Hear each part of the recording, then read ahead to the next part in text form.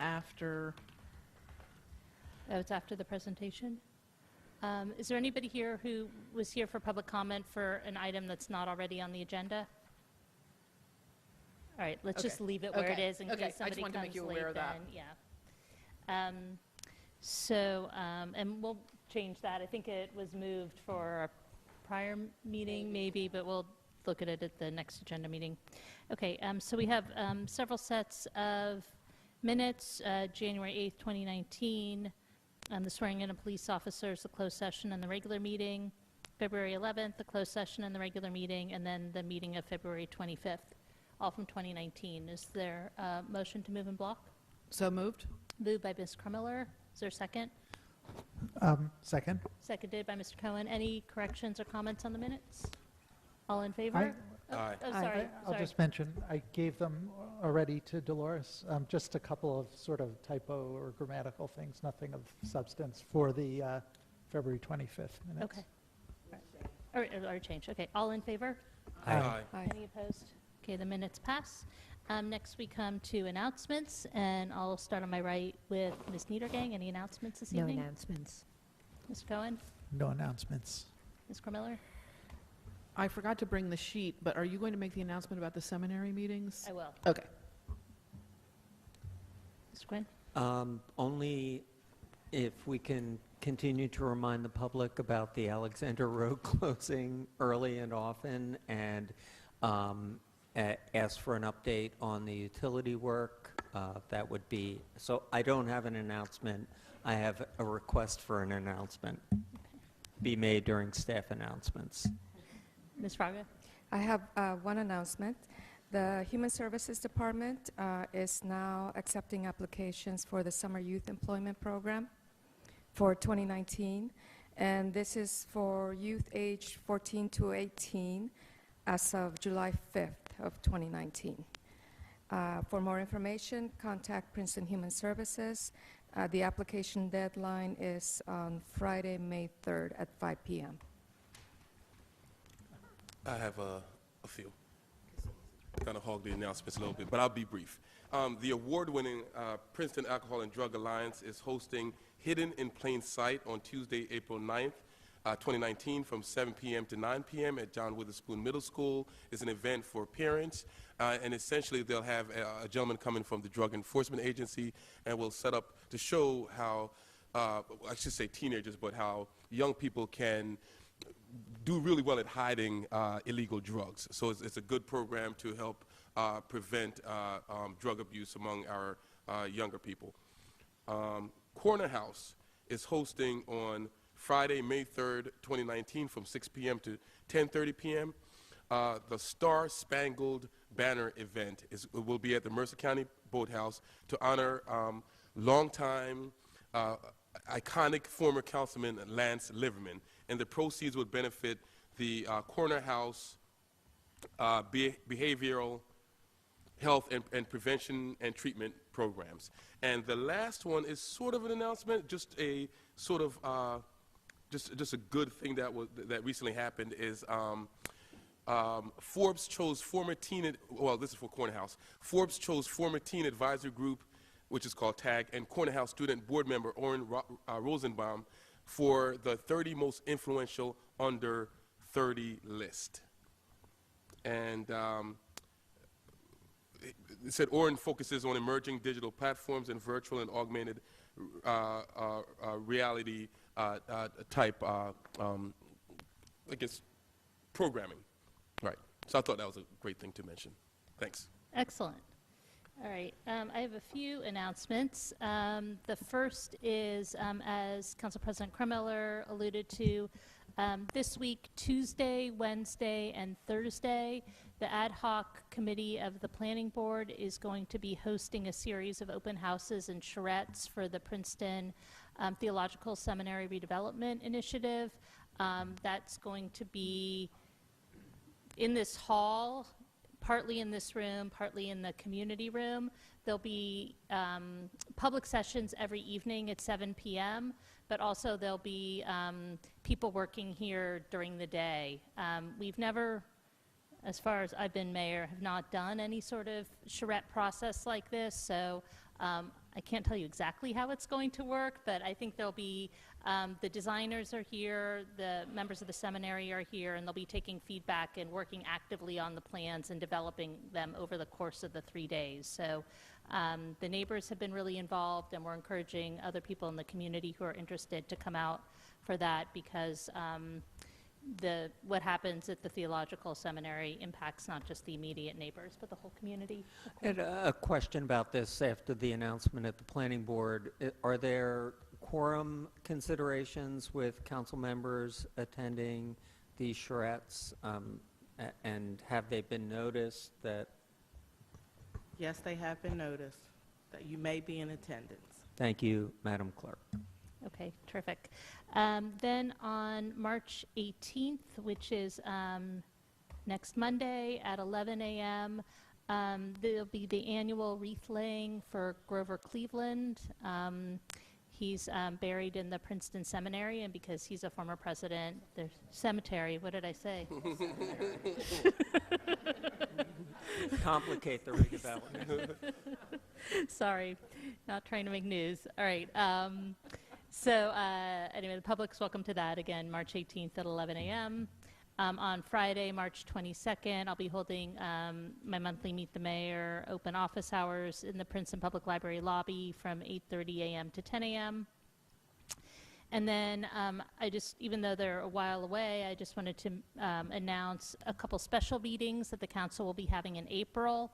The first is on April 1st, and we're going to be holding a transportation meeting. So this will be a meeting of council and all of our boards and commissions that touch on transportation issues. And we're also bringing in Sustainable Princeton. We're inviting Human Services Commission and the Board of Health. So that should be an interesting meeting. We're still working on an agenda for that. So if people have suggestions for topics, please let me know before then. Also, there will be a special meeting on April 15th, and that will be a work session on our parking system. And finally, last announcement, just wanted to piggyback on something that Ms. Fraga said. There are summer jobs open right now in the rec department and also human services, and those are all posted on the princetonnj.gov website. And I also believe there's some summer jobs in public works as well. So with that, are there any staff announcements? Yes, with the Alexander Road project beginning on March 16th through March 24th, PSE&G will be continuing their utility relocation work. The work schedule will be 9 a.m. to 2 p.m. on weekdays and 8 a.m. to 2 p.m. on weekends. So that's March 16th through March 24th. And on another topic, with another construction project on the Cherry Valley Road project, beginning tomorrow until Friday afternoon, we will be closing down the road completely at the east end of the project. Currently, the way the traffic control has been set up is that there is one lane access on both ends of the project for the residents' use. But because we are installing a stormwater vault in the roadway, which will require about a 12-foot by 12-foot excavation, the eastern end of our project area will be closed until Friday afternoon. We have alerted the emergency services and police in both Princeton and Montgomery of the same. Great, thank you. Are there any other staff announcements? No? Okay.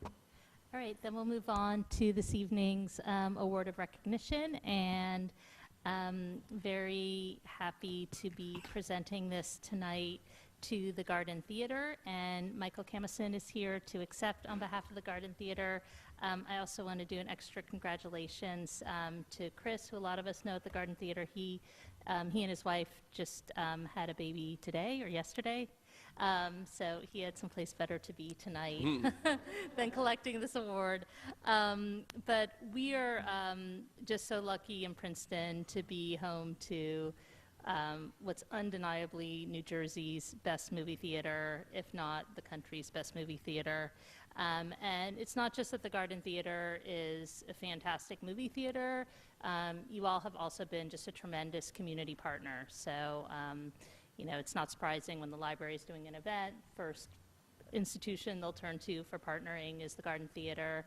The town has partnered with the Garden Theater when we've needed space on projects, and you just continue to have, you bring in great programming. You have, it's been a great connector of town with Gown for some of the programming you do there too. So, and you've really just added to the cultural richness of the town. So I want to thank the Garden Theater and present this award on behalf of the council to you. No.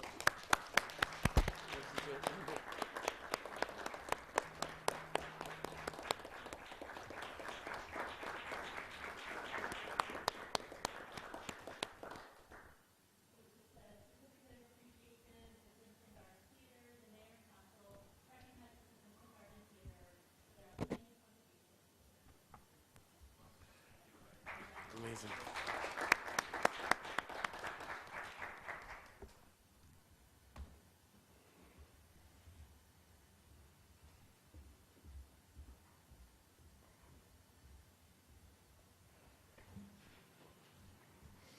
Okay, now we come to the budget introduction, and I want to turn it over to Mr. DeShield. And just to remind everybody here tonight, the budget introduction is the first official part of the budget approval process, but this is often a, should be interpreted as a draft, and oftentimes we'll make changes between introduction and final adoption. Thank you, Mayor. Tonight, the council will be asked to introduce the 2019 budget, and as you're aware, the introduction of the budget, similar to what the mayor says, the start of the official kind of public process for presenting the budget to the public. After the budget is introduced, it will be published in the newspaper and made available to the public for review prior to a public hearing that will be conducted April 8th, at which time there will be public comment. And we do anticipate at that time, council, any amendments to the budget would occur at that time. This year's budget represented considerable work of staff, and I want to thank staff for the work they did on the budget and also the guidance of the CFAC committee. The 2019 budget, let me just change your slides here.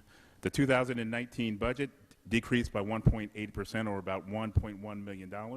However, it's important that we kind of note that although you see a decrease in the budget, that is largely due to a one-time down payment on capital expenses to reduce a future capital liability that we had last year.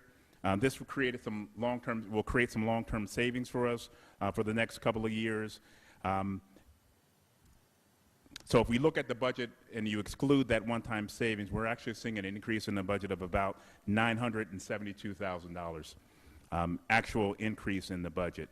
And we'll talk a little bit later about some of the details. The largest component of that increase in the budget is for assistance to our volunteer fire department to convert from a volunteer company to a combination company. We have programmed in the budget $800,000 for that process. However, I'm going to get into some more detail about that as we go later on in the budget. And this process, one thing I think to note with this whole process is because of some long-term planning that we've done, some very sound management, we have been able to make some key decisions in the past in terms of our budget, restructuring some of the things we did with 911 telecommunication, some on the long-range planning in terms of using that $2.1 million last year to pay off debt, all make it possible for this year's budget to really, we could have had a major increase with some of the things that we're doing, particularly in the enhancements with the fire department, really are mitigated because we made those decisions in the past, and we'll continue to do that. So let's walk through the budget. First, let's look on the revenue side of the budget. What we'll see in the budget, and one thing I should have mentioned just a little bit earlier, even with these increases in the budget, we're only going to see a 2% increase in the tax levy. So we'll walk through the revenues at this time. As I said, revenues will raise about 2% this year. In general, the revenues, though, tend to be, and continue to be, small growth in revenues. And there are a number of revenues that have some weaknesses, and we'll kind of review those. So we'll walk through some of our revenue items. We'll see that the Princeton University contribution that continues to increase at $160,000 this year. One thing you'll see is the fire inspection fees. Those include the fire housing inspection and life hazards. Those haven't, we've made an increase in those fees this year. However, we do have some secular up and downs with that revenue, so we will watch that revenue as we move forward. The one area we do see a weakness is in our municipal court. You'll see that is down $247,000, and that's mostly related to the implementation of the new parking system. As part of that process, what we did was we allowed for residents to get used to the system. We did hold back on some of the enforcement to allow them to get used to the new system. As a result, we saw some decreases in last year's budget, and as you're aware, in municipal budgets, you can only anticipate what you received last year. As a result, you'll see a reduction in this revenue item for this year. The first 2 months of this year, we have seen a recovery. We'll continue to watch that line item. The next area you'll see is the utility surplus. You'll see an increase of $100,000 there. That's to recoup some of the additional costs for the new parking system. You'll see a decrease in the item called private revenues or grants. We will make up those grants. They come in throughout the year. Usually when we start our introduction, all of our grants have not come in yet. They will be added to the budget as they come in. I don't see any decreases in that component. The other piece that you'll see is the other special items of revenue. You'll see a decrease of $232,000. And again, that's one of the areas for our long-range planning. We knew this was an area where we've been seeing steady decreases in revenues over the last couple of years. We've made some decisions about how to manage that through time. I do see that continuing to decrease, but we have made some decisions to kind of mitigate those changes.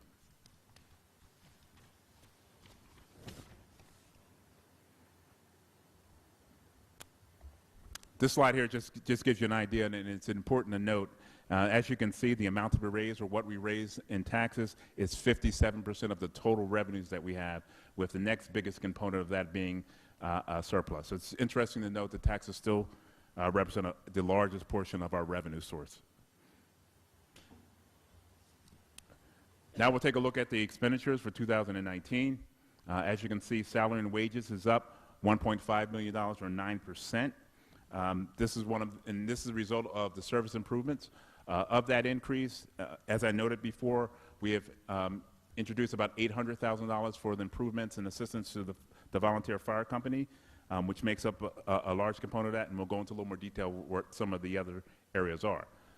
As you can see, we continue those other expenses outside the ones enumerated here, continue to be steady. We see a very slight increase in the other expenses. You'll see that on the trash removal, an increase of 7%. That represents the new contract for the recycling contract that has increased. We continue to look at that, and that's one of the goals that Council has put forth, is to really look at that process and see if we can find savings in the future for recycling and refuge. Okay. And then you'll see at the bottom, which is really substantial, you'll see a substantial reduction in employee insurance. This is a result, this is something that we very rarely see, is a reduction in our health benefits, and it's substantial. This is a result of two issues. One, the state of New Jersey's renewal increase for this year was very low.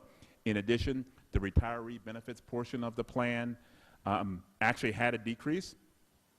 Further, in this year's plan coverage, people have chosen different plans as a result. We've had a large move from like our family plan to some of the single plans just because of the changing demographic of our workforce, which has reduced this $400,000 decrease in our health benefits. One thing I will note, I do believe at least the increase in health benefits from the state of New Jersey may have been artificially kind of held down. So I do not expect that kind of trend to continue moving forward.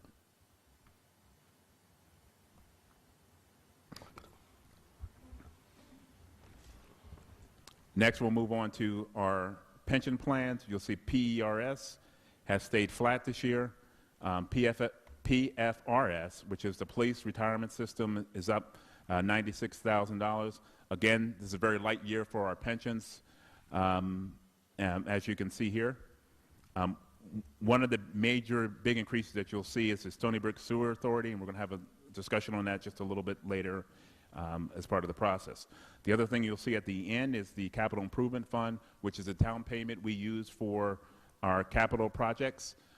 We've been able to reduce that this year by reducing the amount of capital and really based on what we can actually spend in the year.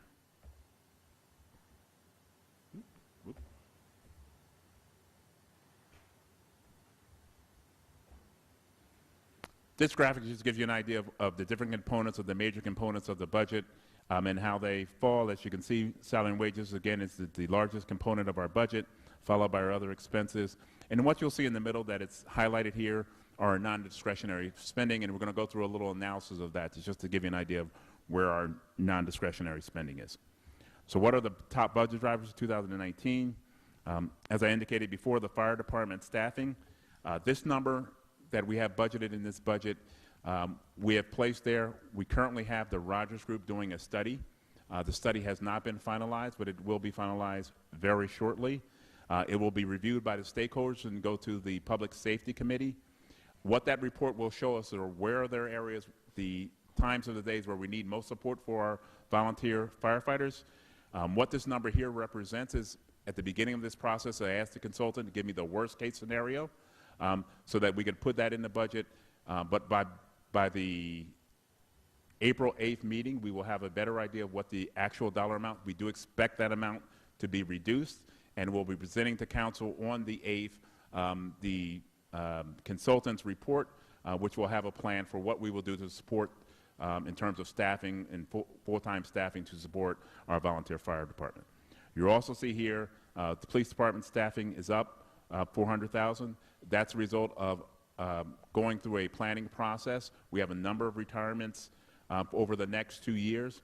Because of the recruitment process for new officers, it's important that we plan early. That process between recruitment and training, it's about a 2-year process, right? Or a year, year and a half? Year and a half process. So what we did here was just kind of plan out and bring on additional officers early in anticipation of some retirements. This figure will go down. We will see reductions in this figure as we move on. It's a one-time, I would say, maybe not a one-time, but it will be reduced over the next 2 years or so. The next thing I talked about before was the recycling contract, an increase there, and the sewage authority. That makes up the major increases, and if we look at on the revenue side, a major decrease in revenue. One is surplus. That is a plan. As I mentioned before, we added $2.1 million to do capital expenditures last year. We paid for that through surplus, so you'll see a reduction in the amount of surplus in the budget used this year. We talked about the municipal court fees. One item that I didn't mention under the revenues was capital reserves. That has decreased, and again, that's what we're managing. We know that's going to decrease. That's something that we absolutely know, and we're just going to manage that through. Finally, as I spoke before, this is kind of the breakdown for looking at the non-discretionary. It's a way of kind of looking at what is our non-discretionary spending. And if you look at the bottom of the chart, you'll see a breakdown of what those categories are: insurance, utilities, pensions, our library obligation. And that obligation is what our legal obligation. We actually do provide the library additional support above and beyond our legal obligation. And as you can see, it's important if you look at this just to see how much of our budget is actually included in non-discretionary, which is about $27 million, versus if you look at all the other spending is about $30 million. Finally, at the end of the day, if we look at this budget,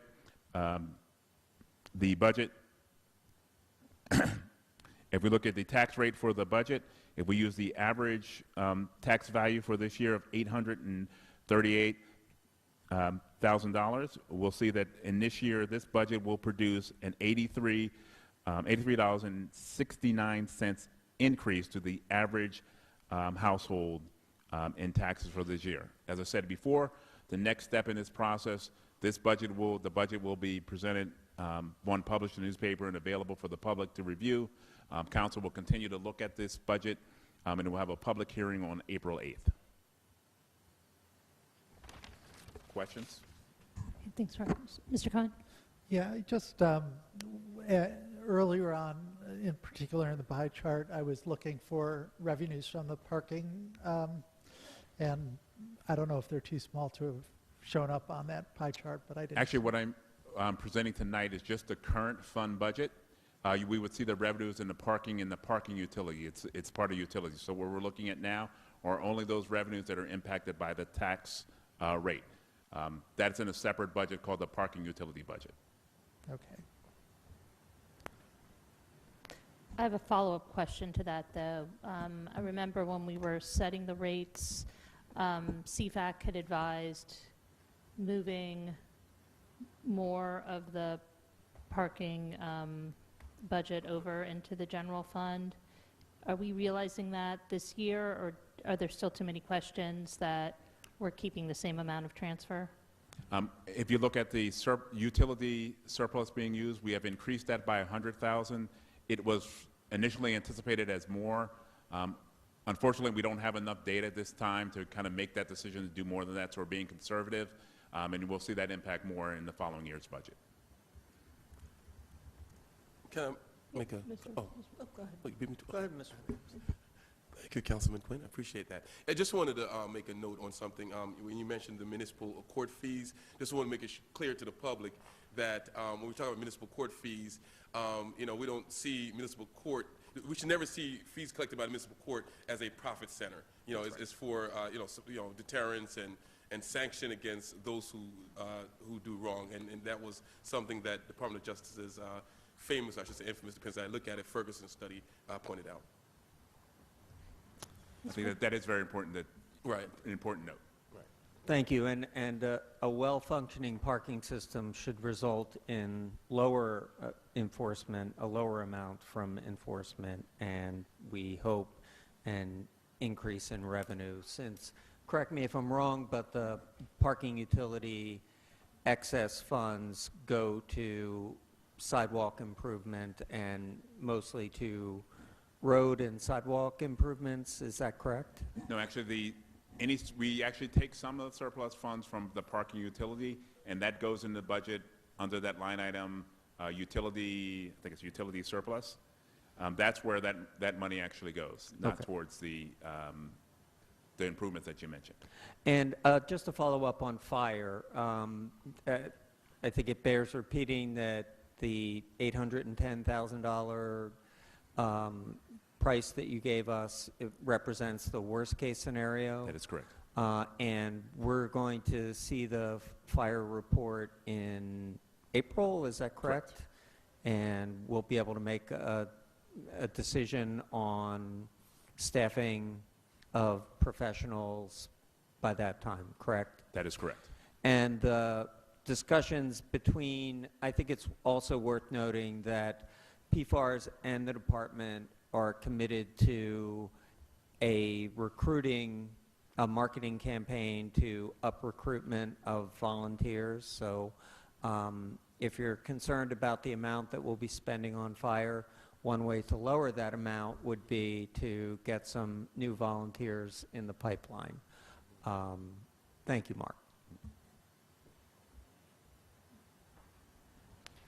I just wanted to provide a little bit of context for our taxes, drawing on some information published by New Jersey Spotlight that indicates that Princeton has the lowest effective tax rate per $100 of assessed value in Mercer County. Oh, Sorry. okay. Should I move further away or closer? Closer. Is that better? Okay. Starting again. I just wanted to share some figures that illustrate that Princeton has the lowest effective tax rate per $100 of assessed value in Mercer County, which, of course, our assessed value is higher.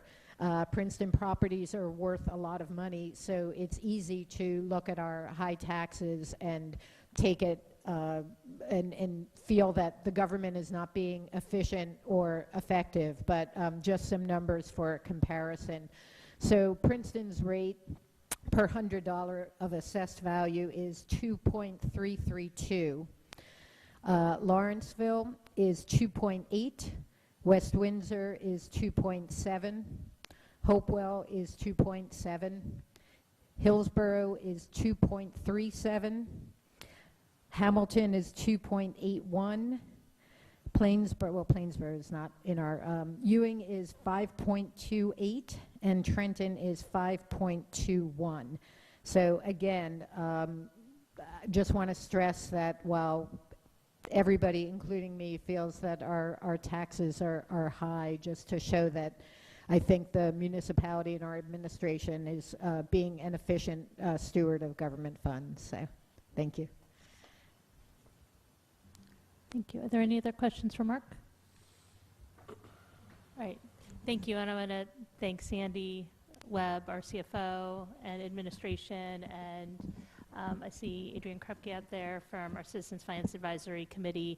And they, as always, have been very helpful in thinking about this year's budget and areas we should be looking at.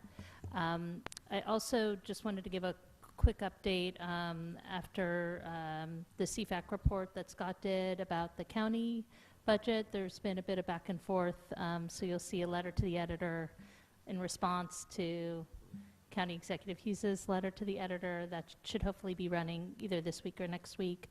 But I had a pretty good conversation with the county executive, and I think they're going to be open to doing some more benchmarking at the county level, which is really great news, and we of course welcome that. We've put the Mercer County freeholder meetings up on the website, so if there are people both on council and in the community who are interested in attending those meetings, I think it's important for people to go and find out how county government works, because it does, more of your tax dollars go to the county than stay here in Princeton, at least for the municipality. So it does have a significant impact on our tax bill, and it's worth, we want to dig here and do our best job at home, but there are other factors too that it's important for us to pay attention to. Okay, so we have to vote on a few things related to the budget tonight. The first is Ordinance 2019-9, Princeton calendar year 2019, ordinance to exceed the municipal budget appropriation limits and to establish a cap bank, NJSA 40A 4-45.14. The language of this always seems unpleasant, but it's just a routine thing that it's part of the budget process that we pass every year. I do want to make a correction to everybody's agenda. The public hearing for this ordinance, if it is introduced tonight, will be April 8th, 2019. So is there a motion to introduce? So moved. Second. So it's moved by Ms. Krummeler, seconded by Mr. Quinn. Are there any questions about this ordinance before we vote on it? All right, Madam Clerk, please call the roll. Ms. Niedergang, Yes. Mr. Cohen, Yes. Ms. Krumiller, Yes. Mr. Quinn, Yes. Ms. Fraga, Yes. Mr. Williamson. Yes. So the ordinance is introduced, and the public hearing again will be on April 8th, 2019. Next is a resolution, 19-88, a resolution to, is that the right language there? To introduce? Okay, to introduce 2019 municipal budget. Is there a motion to approve? So moved. Moved by Ms. Niedergang, Second. seconded by Ms. Krummeler. Any questions or comments on the resolution? All in favor? Aye. Aye. Any Aye. opposed? Resolution passes unanimously. And next is 1989, resolution approving local budget examination for the 2019 municipal budget. Is there a motion to approve? So moved. Moved by Mr. Cohen. Is there a second? Second. Seconded by Ms. Krummeler. Any discussion? All in favor? Aye. Aye. Any opposed? That resolution also passes unanimously. So now we come to tonight's presentation, and one of the items in Mr. DeShield's presentation that you noticed went up was the sewage fees. So there were some questions about that from CFAC. So we turn to our resident sewer expert, David Goldfarb, and we're so appreciative of David's continued real passion and interest in our sewer system because it is one of the main drivers of our budget, and we tend not to think about it, but we should. So I'll turn it over to you, David. Thank you for coming. I'm glad to be here. One of the great truisms of public life is if you're explaining, you're losing. But I'm here to explain. You can follow with me in your agenda. Is that mic on, do you think? It's not on there. Where am I pushing? It should be a switch that you slide up. There it goes. Okay. If you can follow me with in your agenda packages, the first item I'd like to point to is the history of participant service charges. This precedes the adoption of our budget, but we actually adopted a budget that reflects a 2% increase in our participant charges. That's somewhat higher than our average increases. Over the past 5 years, our average increase had been 1.7%, and over the past 10 years, it had been 0.6%, both obviously below the prevailing rates of inflation. The only reason it's as high as 2% is that the state imposed a 2% cap on increases in participant charges with very little flexibility for banking. And so we believe that it's prudent at the authority to impose the full 2% cap to give us flexibility in future years as our budget gets tighter as inflation increases. So we increased participant charges by 2%, but Princeton's charges are going up by 7%.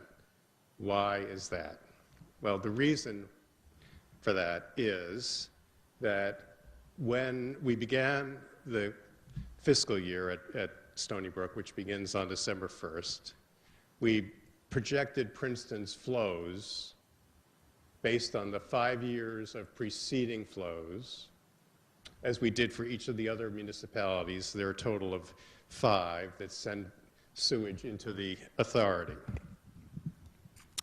And you'll see that based on those projections, we had assumed that Princeton would have 32.2178% of the total flows into Stony Brook. But when we actually measured the flows at the end of the fiscal year, Princeton's share was considerably higher. It was 34.04%. And the reason for that is the rainfall, which appears on the following page.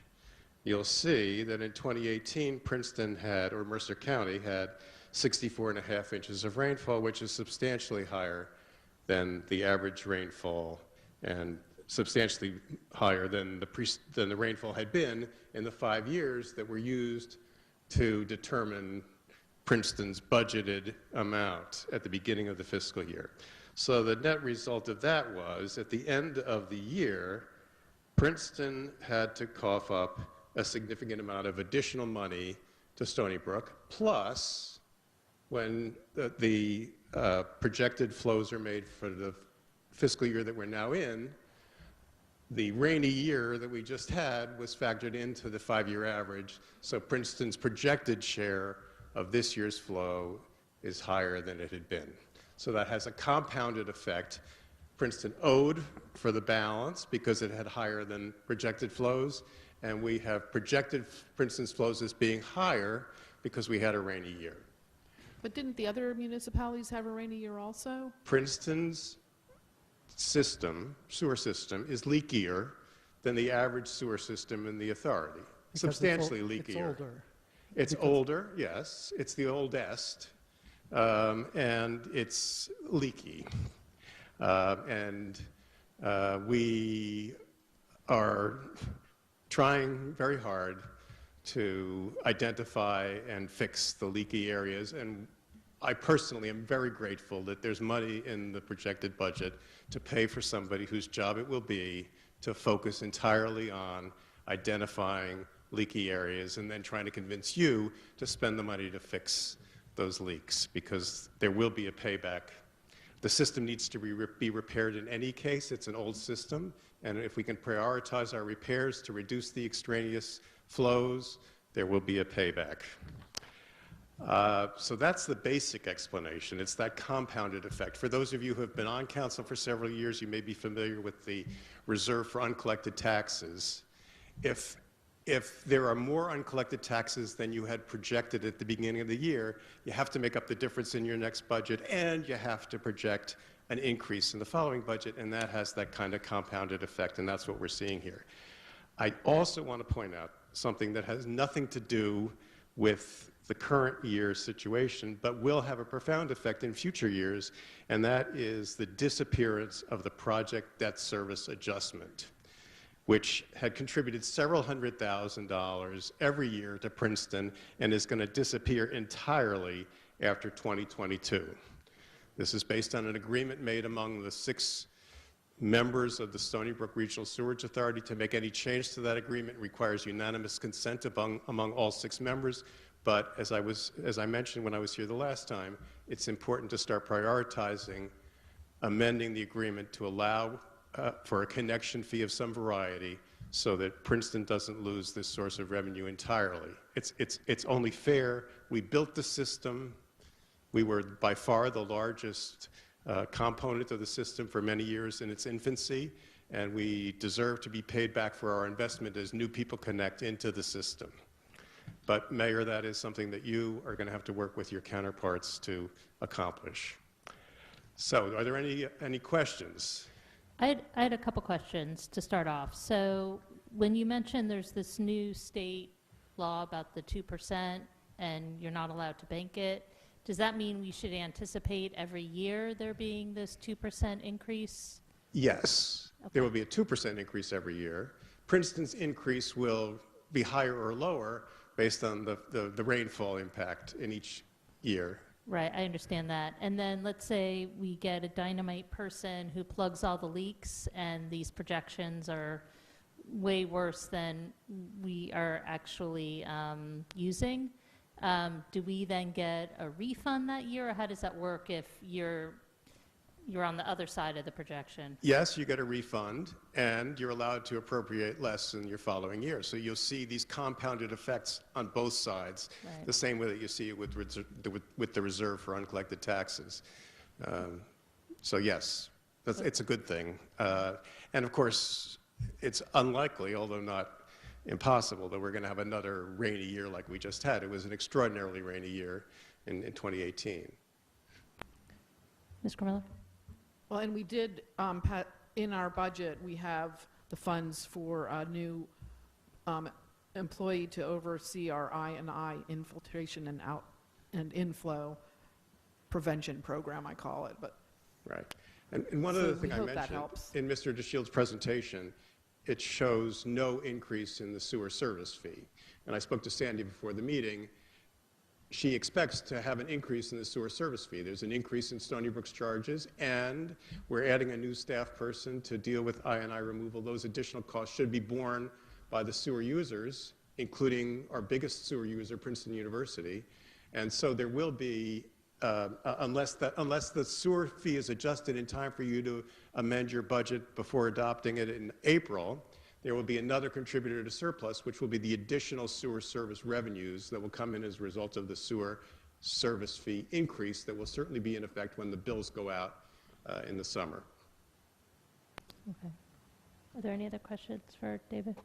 Thank you so much for this very clear report and for representing Princeton so well. And thank you again for budgeting for the I&I removal person, and I hope once that person is hired, we'll start to show some real results that will encourage you to spend the money that's required to fix our system. Well, yeah, I mean, this is actually just a question. Will that person become part of our committee, the sewer operating committee? Well, not as a member, but they'll be attending every meeting for sure. Yeah. Absolutely.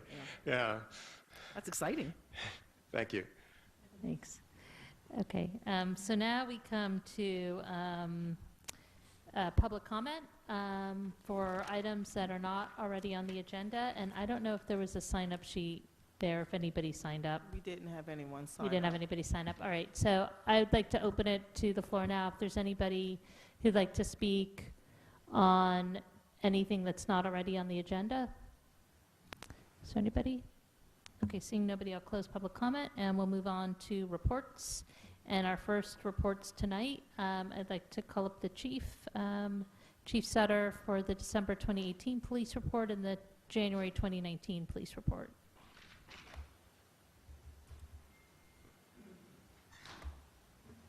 Thank you, Mayor. Just some brief comments, statistically speaking, on 2018. I wanted to bring some stats to your attention. I'm putting together the annual report. My ears are not great tonight, but you Is this- sound really soft. Is this better? I'm putting together the annual report, which will be ready next month at next month's meeting, but I just came across some stats I wanted to highlight for you, mostly dealing with traffic. In 2018, we saw a decrease in motor vehicle accidents. It was overall, the number was 66 less motor vehicle accidents. We've been averaging about 1,000 per year for the last 6 years, and we broke that barrier this year. So I'm hoping this is a trend. It's going in the right direction. As importantly, our motor vehicle versus pedestrian accidents were down 30%. And that's a pretty steep decline as compared to the last 6 years. Our motor vehicle versus pedestrian accident with injuries were down 30%. So that's great news. And finally, our motor vehicle accidents with motor vehicles versus bicyclists were down 58%. So I guess what I'm getting at is it is just 1 year, but I think I just wanted to highlight it with all the efforts that town, council, different groups in town, engineering, and the department have all been working on this so very hard. So I'm hoping that it's a trend going forward and we continue to see it. Although I hesitate with statistics because that could, hopefully it won't, but I think we're going in the right direction. So those were some highlights I just wanted to bring out to you from 2018, and I can answer any specific questions on the reports. Well, I want to thank you. I mean, number one, the substance of those statistics are so wonderful to hear, but also one of the things we were talking about at the last Public Safety Committee meeting was what data is the important data to present to council.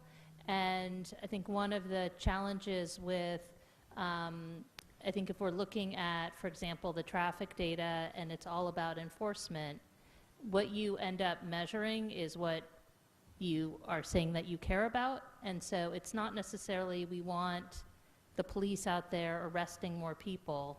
What we want are the results. And so this is the data that's really the important data is, are people getting into accidents? Are people getting hurt? And if we can show that those things are going down, then I think that's really great and ultimately what we are most concerned about. So, Ms. Krummeler? Yeah, I agree with you. And one of the ways we could do that is if we had speed our radar signs that keep the speed. And as you know, you might know, we have one speed sign that is more advanced that the engineering department uses that makes it pretty easy to share data. And the other signs are way more cumbersome and you can't share data. But I think it would be, not this year because the budget is so bad, but I think we should invest in the better speed signs because you can use the data more easily to analyze where you need to improve things and where the problem areas are. But it also could be eventually that data is, I think that, from my perspective, but I think it's because everybody always talks to me about speeding, as you know. So I think it would be nice to have more public data about what are the average speeds, because whenever I have that data, people are really interested. Like on my street, it's X speed, and on that street, it's X speed. So I'm just putting that out into the ether. Are there any questions for the chief? Ms. Fraga? Not on the report, but I wanted to follow up on something you had presented the last time you were here on the AG directive. I was wondering if there's any updates on that, and that's on the, I believe is it called the Immigrant Trust Directive? Yes. The Attorney General's Immigration Trust Directive. I've been talking about that, and we've been talking about it at Public Safety and at council for a couple months. The Attorney General, just for context, put out a directive that takes effect March 15th, and it basically mandates the type of information and actions local, state, and county police departments can take with regard to immigration issues. In short, it basically mandates, as we have in Princeton for some time now, that local law enforcement is not involved in immigration issues. It mandates those small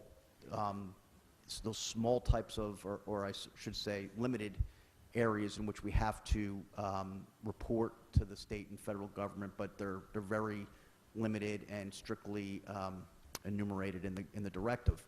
But one thing that we were talking about at Public Safety, and we also, I should note, had a meeting with the New Jersey ACLU, who came and spoke with us concerning moving forward, actions moving forward. But we were a little concerned in Princeton because we had a directive that was really organic in that it was born from Princeton with our input from our community, and it really represented both the thoughts and needs of the department, but more importantly the community with regard to this issue. And we got concerned because the AG directive, while it's a really a good move in the right it's in the right direction overall, we didn't think it might be as it's not as homegrown as our directive was, and doesn't speak so acutely to what we need here. So we spoke with the ACLU about some suggestions we had, and specifically with training. When we implemented our local directive, it was implemented with a robust training curriculum. And that training curriculum really taught our officers about the essence of the issue. It's more than just black and white law. There's a lot of things that go into this. And we made some suggestions that we would like to get back to the Attorney General on training and how we can maybe implement this on a broader scope throughout the state. So that's kind of the next move, is the training component that should be, we should be getting some feedback on. But we're also locally working on, in the confines of the directive, kind of putting our former directive into that. So we can make the directive more restrictive. We can't make it broader. And that's kind of where we were going. We wanted to make it more clear and restrictive locally than what the state had mandated, and we are allowed to do that. So that's where we're moving. So if I can follow up on that, when we met with the New Jersey ACLU representative, that was 2 weeks ago. So initially I was under the impression when the meeting was called was that for us to get a better understanding of what the state's directive was, and based on what the representative from the ACLU came into the meeting. But as it went along, it was very evident that that she was really liking what Princeton had done, because she was asking how we had rolled it out. It was implemented in 2013, I believe. Yes, I think the actual, it was 2013 into 2014. Yes. The end of 2013. No, but all I wanted to say, what I wanted to point out was that it was just evident that Princeton's was a model directive, model program, especially with the training. And I heard back actually from the NJ ACLU member, was that this is something that she's going to take back to the state, was what Princeton was doing, and make some suggestions based on how it had been rolled out here, specifically with the training. So, and I just want to say, commend you, and we have much to be proud of here in Princeton on what we have already been doing, and it'd be great to see if it can be rolled out statewide, because that was one of the, many of our community were apprehensive about, they felt safe here in Princeton, but once they leave our borders, it may be a different story if they're stopped by police in another municipality. But I did actually have another follow-up question that came to mind. Does this directive apply to state police as well? Yes, every state, local, and county law enforcement agency and correction facilities as well. Because a lot of the, especially with detainers, they're most often encountered at corrections facilities. You'd be surprised that we just don't deal with them here a lot. We just don't, it doesn't happen here mostly. It happens at the corrections facilities. So that directive pertains to them as well, which is an important piece, so that it's standardized. Right, so that's one area that perhaps we as council can either, well, I don't know if it's either advocate, because I understand there's been some issues at the county level of how, I don't know if the word is willing, but how it's going to be implemented there and whether they see it as something that they have discretion on. I can speak from the, I could speak not so much to the correction side of it, but from the prosecutor's office side of it. They issued a directive as well that, and our prosecutor actually sat on the advisory committee to the AG. Right. So I know Prosecutor Ottenfree is very much involved and in favor of the directive as it stands. So. Yes, and I guess what I heard about was more on the correction side. So, thank you. Are there any other questions for the chief? I had one question in the January, or maybe it was in both reports. There were false alarm charges that I think we're starting to see because the ordinance has taken effect. And if you could just give an update on how you think that system is working, is it working? Yes, sure. I think, so that was actually implemented last year, and really that was more of the registration last year, and it really started becoming fully effective in 2018, I should say. So 2017 it started. What we've seen is it's been fairly effective in getting people that weren't aware to register. So we would go to an alarm, give a warning. The whole thing is really based on warnings and getting people's compliance with the registration. We have run into a very limited amount of people that haven't complied, and it's had to go through the court process, but that's mostly with commercial property, not private property at all. And we've gone as far as, when it got to that step, to actually go get the list from the court and go in person to the property just to try to settle it, so that it didn't have to go through the court process, that we just got the business registered, because that's really the whole purpose of it. So I think it's been very effective for our purposes, that these alarms are getting registered, and the ones that are malfunctioning that cause many repeated responses, we've gone to properties in the past, literally dozens and dozens of times, for false alarms. That's stopping. So it's in that respect, it's been very effective. But I think the big thing to stress is that it's all about compliance and getting them registered and the alarms working properly. Okay, great. That's great to hear. All right. Anything else for the chief? All right, thank you so much. So we'll continue then with council reports, and I'll start again on my right with Ms. Seargang. Any reports? No reports tonight. No? All right. Any I reports? do not have any reports either. Okay. Ms. Krummeller? I'll just mention something that happened that we're discussing at Public Works, to remind that we're talking about upgrading the kiosks a little bit and fixing them. And David has looked into some material that will make it easier to get thumbtacks out and in, and just make it easy to maintain them.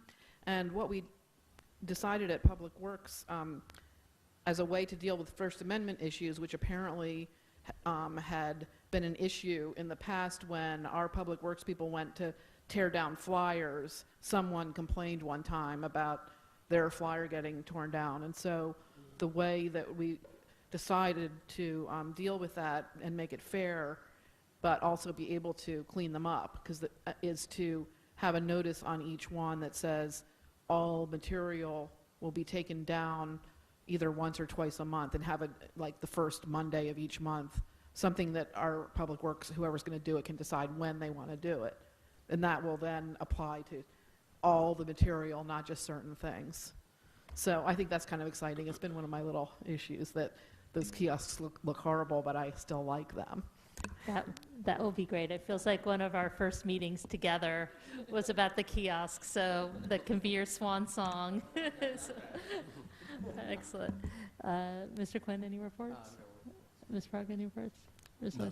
Okay, all right. I have a bunch of reports, so fasten your seatbelts. Okay, the first is we had a meeting of the Economic Development Committee last week, and I brought up the bathroom ordinance that was recommended by the CRC, and I know that legal is still taking a look at it, but the good news is that the EDC was very supportive of it, didn't see any issues. Their only comment was that they didn't like the aesthetics of the sign in the CRC report, and they wanted to be able to use their own sign. And Well, one thing I can say is that if you do an ordinance, you will not be able to mandate what the sign says or what it looks like, okay.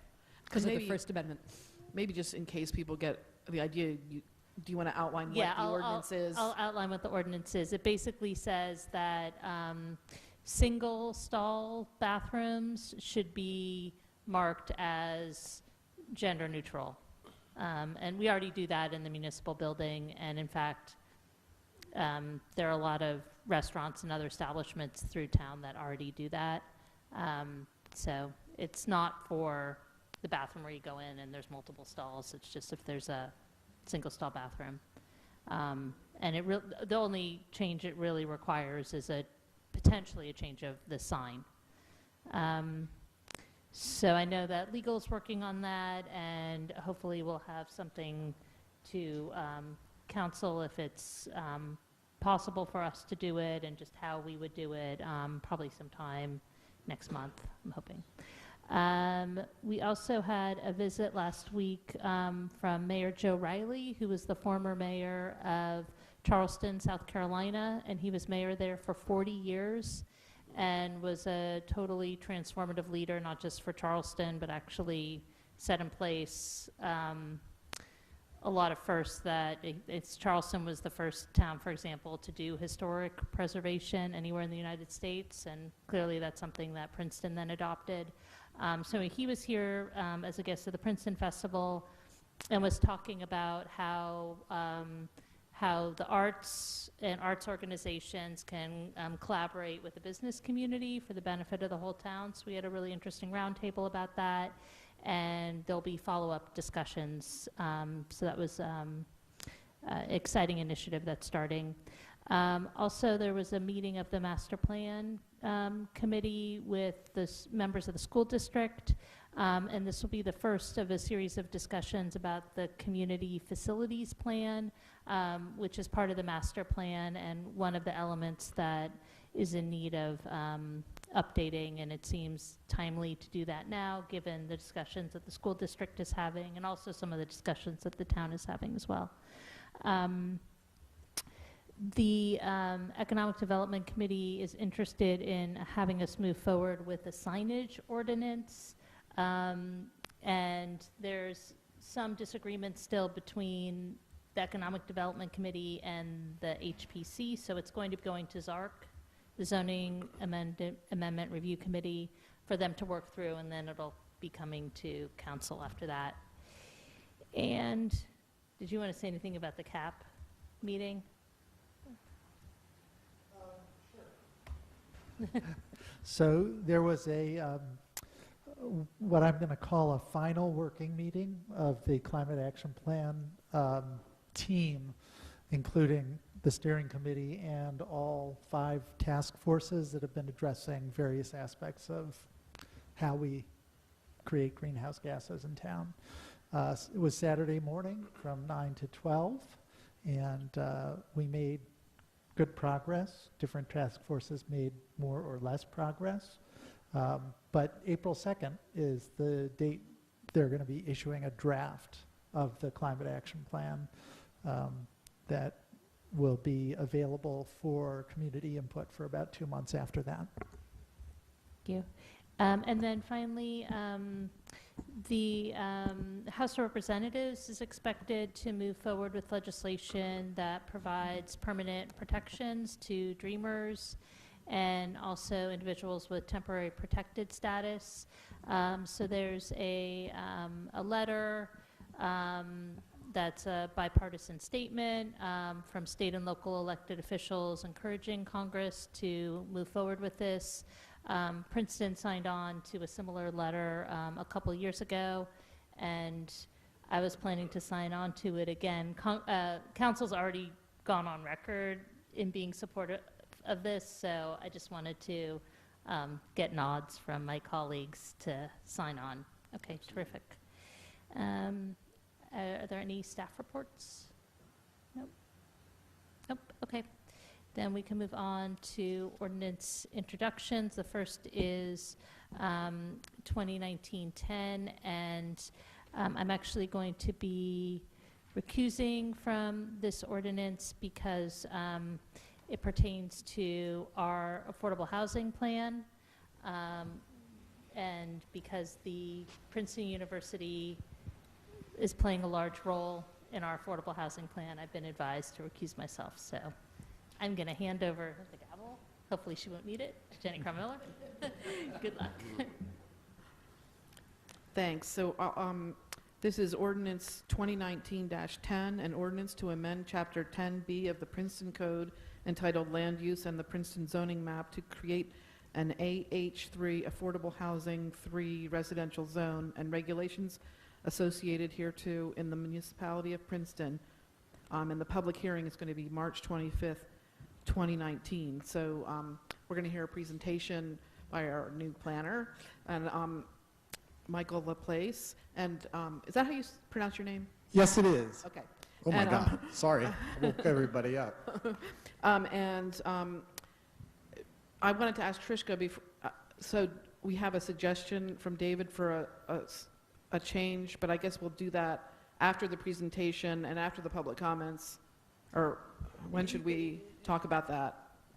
You can certainly do it after the presentation. My only suggestion in terms of doing it before public comment is in case anyone from the public wants to comment on it. Right, got it. I mean, legally you don't have to, because you don't even have to take public comment on introduction, but since you do take public comment, that would be my suggestion in terms of the order.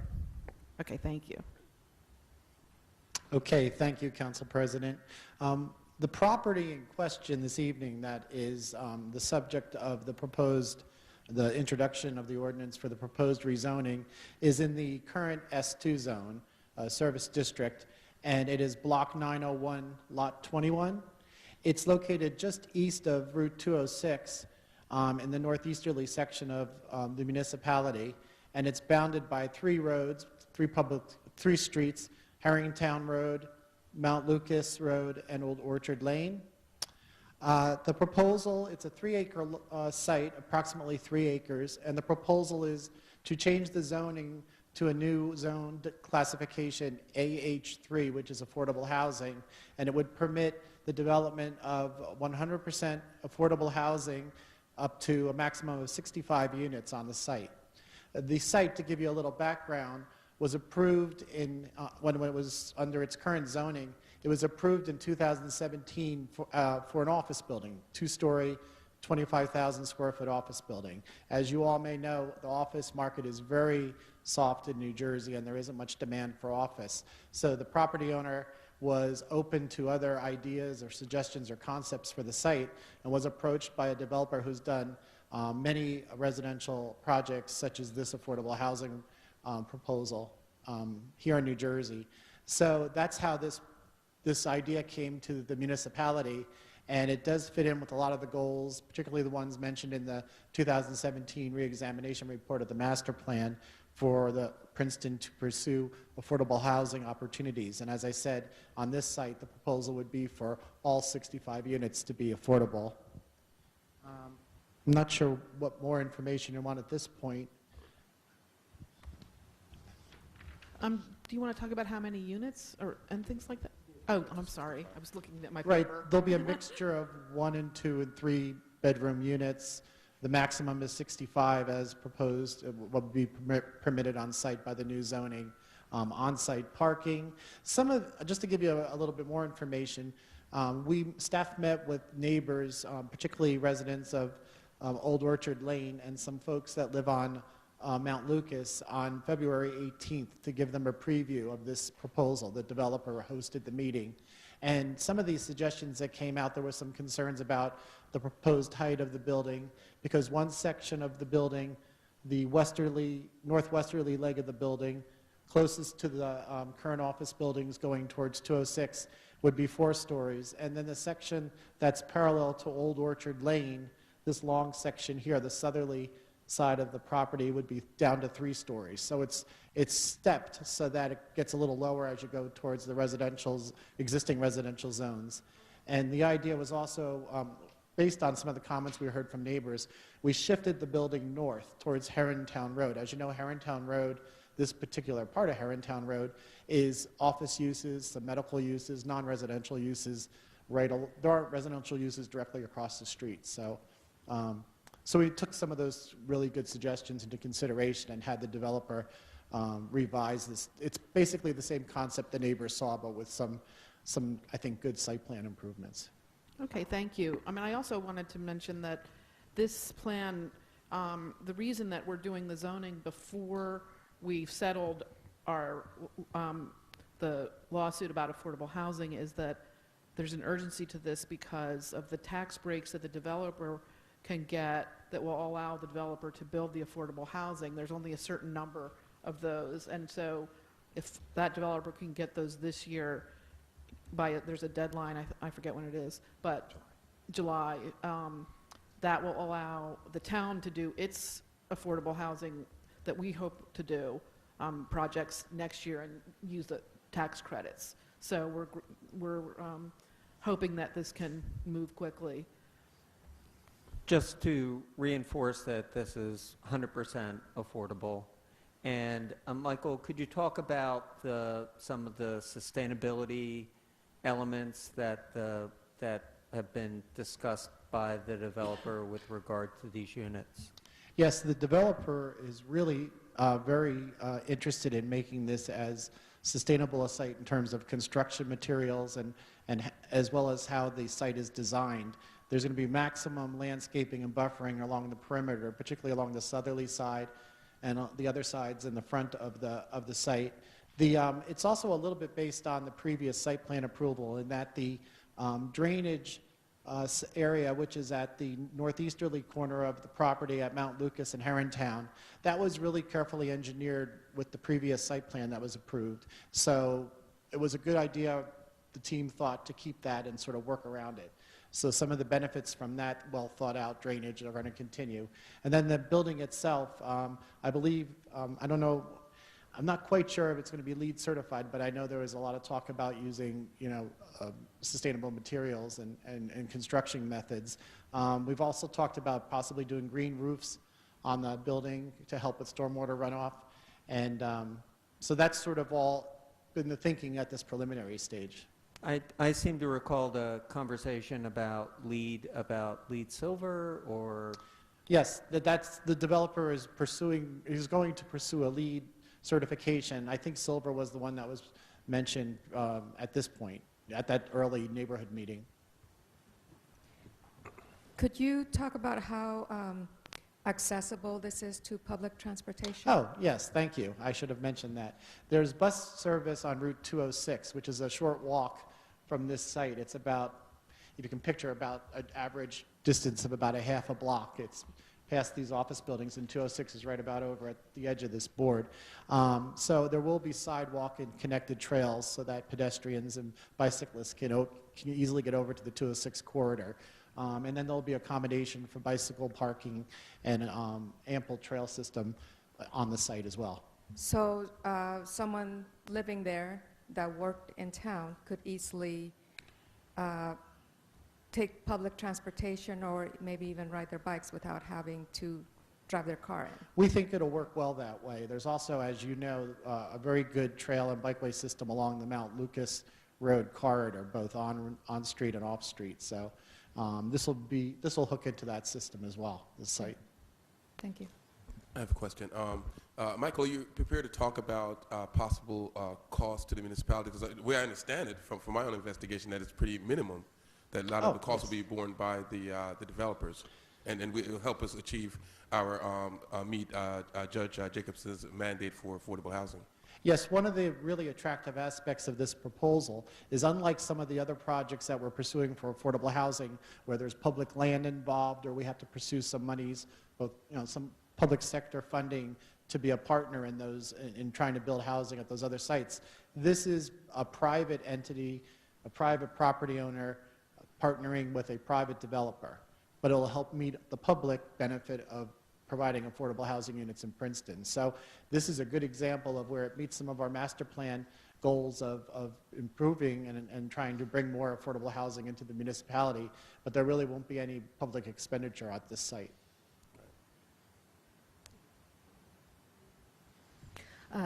Thank you, Michael. I'm really excited to hear about the sustainability features. When looking at the language of the ordinance, the language felt very soft in terms of encouraging green features, but it seems that the details are very good, and that you're already thinking about maximizing sustainability, whether through getting LEED certification or putting on green roofs. So I'm really excited to hear that. Thank you. The question I had was about whether there was any consideration, I know this is a private developer, given to micro units or any type of smaller, the minimum unit is about 600 square feet. I know that we have a big need in town for housing for individuals, or maybe two people or a parent and a child. And of course, smaller units are even more affordable. So I wonder if that entered the conversation at all. I don't recall the actual subject of micro units being raised, but I think in one sense we addressed at least the provision of a variety of housing types on site with the presence of one unit, one bedroom, two bedroom, and three bedroom units all in one project. If I may. And to address your question concerning the units, there are COA regulations that kind of stipulate the mix of units, whether one bedrooms, two bedrooms, three bedrooms. There are some limitations on what we can use and still receive credits. And I'll just add to that at least in the initial proposal, the developer was providing more than the minimum required number of three-bedroom units because it increases their viability in competing for federal funds. So I think that this project is going to skew towards larger rather than smaller units. My guess is that COA requires a certain minimum square footage, or else every developer would build micro units. But is that? So David, do you want to talk about your? Yeah, I also just wanted to make a quick comment about the LEED certification. I don't think that the developer is represented that they will get this building certified. I don't think that they have represented at what level, but they do have a track record of actually building LEED Platinum affordable housing projects elsewhere. So they're quite ambitious in terms of what they like to try and do. Actually, I had one more little just comment that I just wanted to make sure.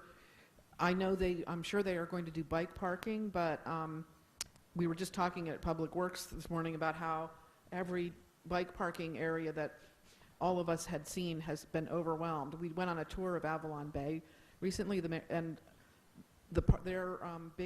a big room that was dedicated to bike parking is overflowing, and so I hope that there is plenty of bike parking, because apparently it's needed. It will be needed.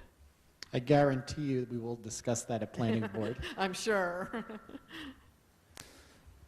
Okay, so I think now's the appropriate time before we actually introduce the ordinance.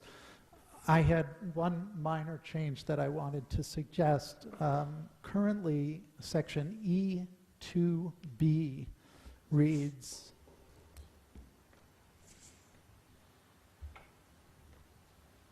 if I can find it. I have it in front of me if you'd like me to read it. No, I've got it. Okay.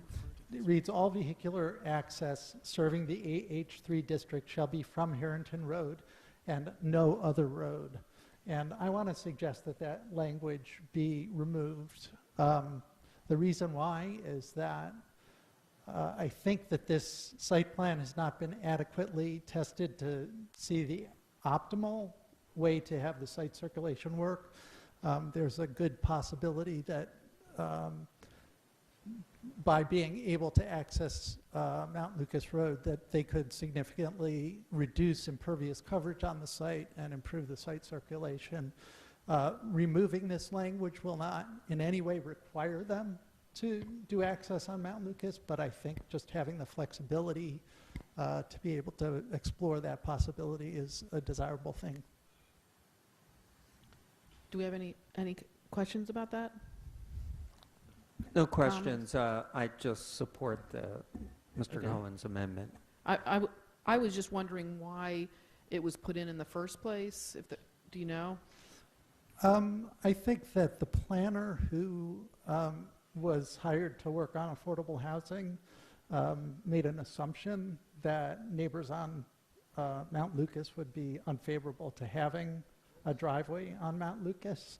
I think that though, when traffic studies are done and such, essentially the people who are going to drive on Mount Lucas from this property are going to drive on Mount Lucas whether they exit to Mount Lucas or they exit to Harrington and then turn on to Mount Lucas. So the traffic levels on Mount Lucas won't be impacted at all if they should decide to do an exit onto Mount Lucas. It's just essentially the site circulation and not the traffic that'll be impacted.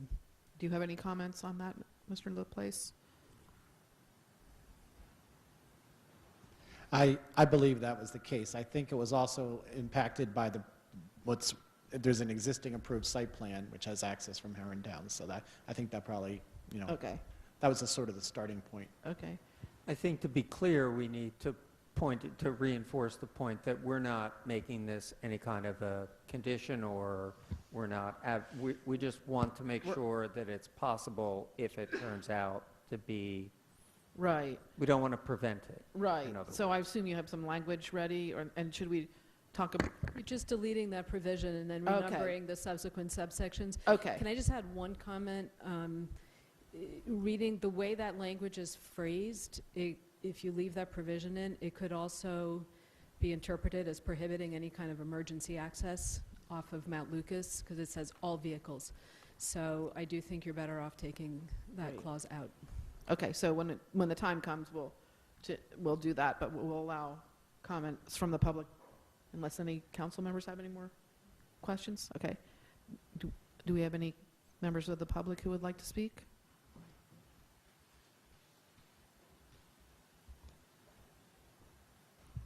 Yeah, I really appreciate the thoughtfulness of this amendment to the ordinance. My name is Heidi Fichtenbaum. I live at 38 Carnahan Place. Maybe I should have started with that. And I think that the notion that the only way to enter and exit the site is probably just a holdover from the previous site plan. But I really do want us to, in our town, encourage us to think about sustainability in particular as we zone these properties. If we had 64 inches of rain, which is impacting the cost of our sewers, and I believe that to be a result of climate change, and so I don't see it getting better over time. We really have to be cognizant about all the impervious surface we put down, and the more that we put down, then the more we need to manage with stormwater management practices, hopefully green infrastructure.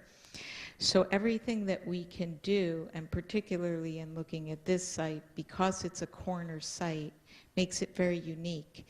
It allows the site to create loop circulation by utilizing the two roadways that are on two sides of the site. And by doing that, you're taking advantage of already existing impervious surface in order to create loop circulation, which is very advantageous both for residents and for emergency vehicles. So I'm really glad that you're considering that.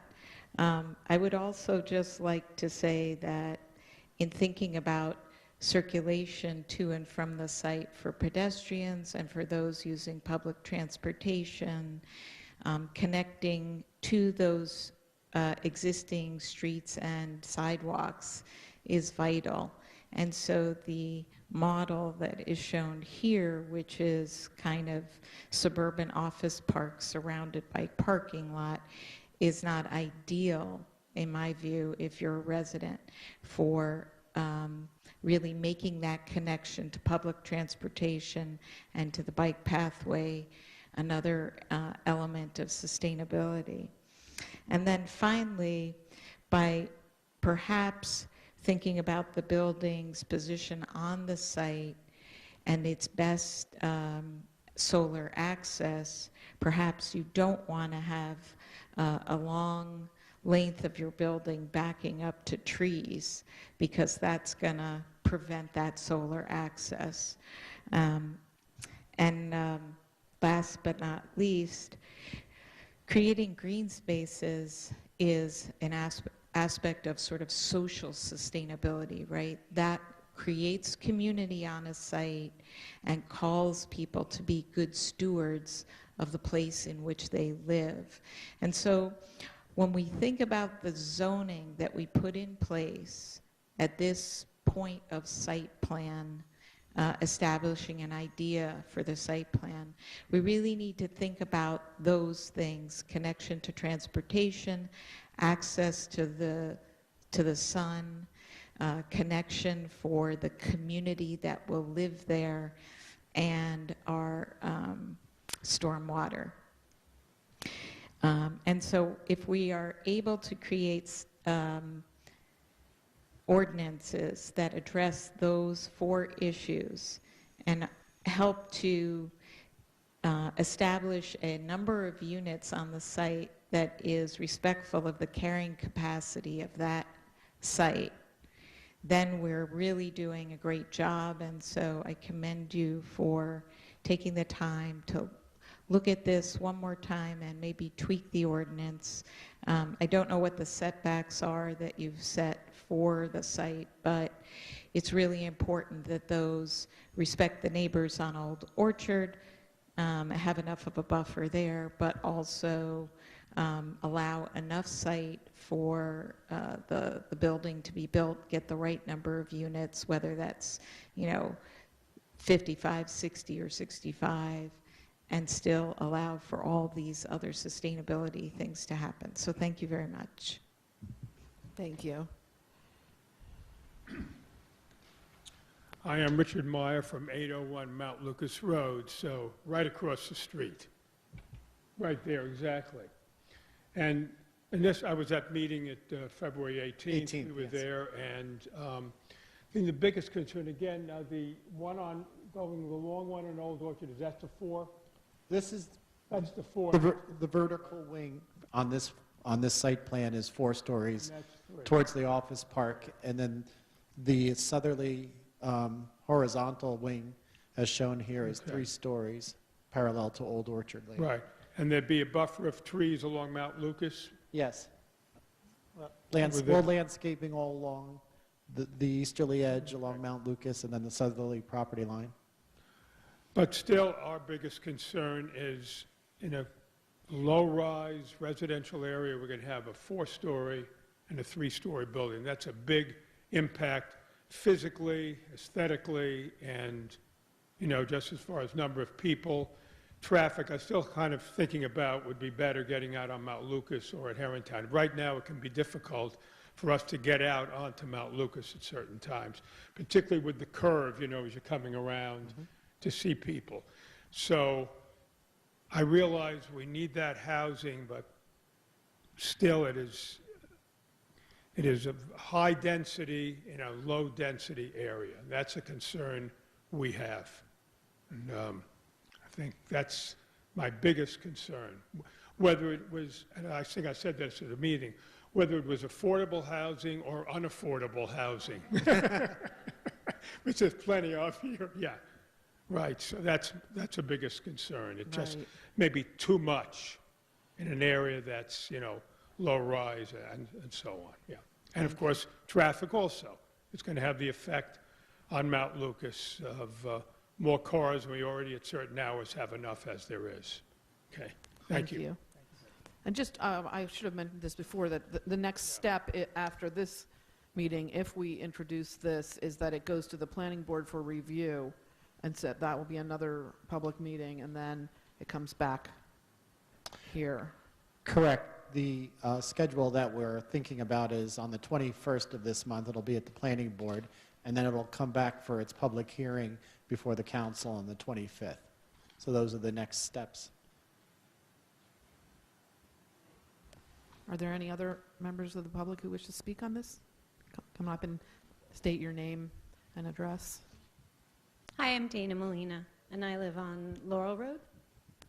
So the entire neighborhood definitely feels like, while legally we know you only have to notify 200 feet away, there should have been far more public discussion about the plans for the Mount Lucas and the Terhune area.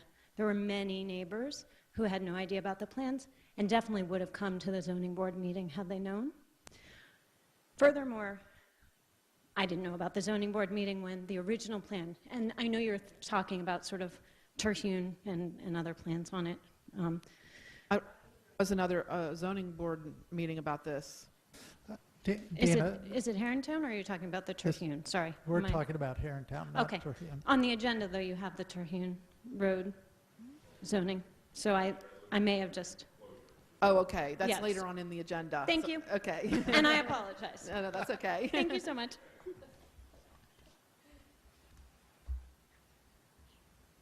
Is there anyone else who wants to speak about this application? Okay, I close the public hearing and see if the council members have any more questions.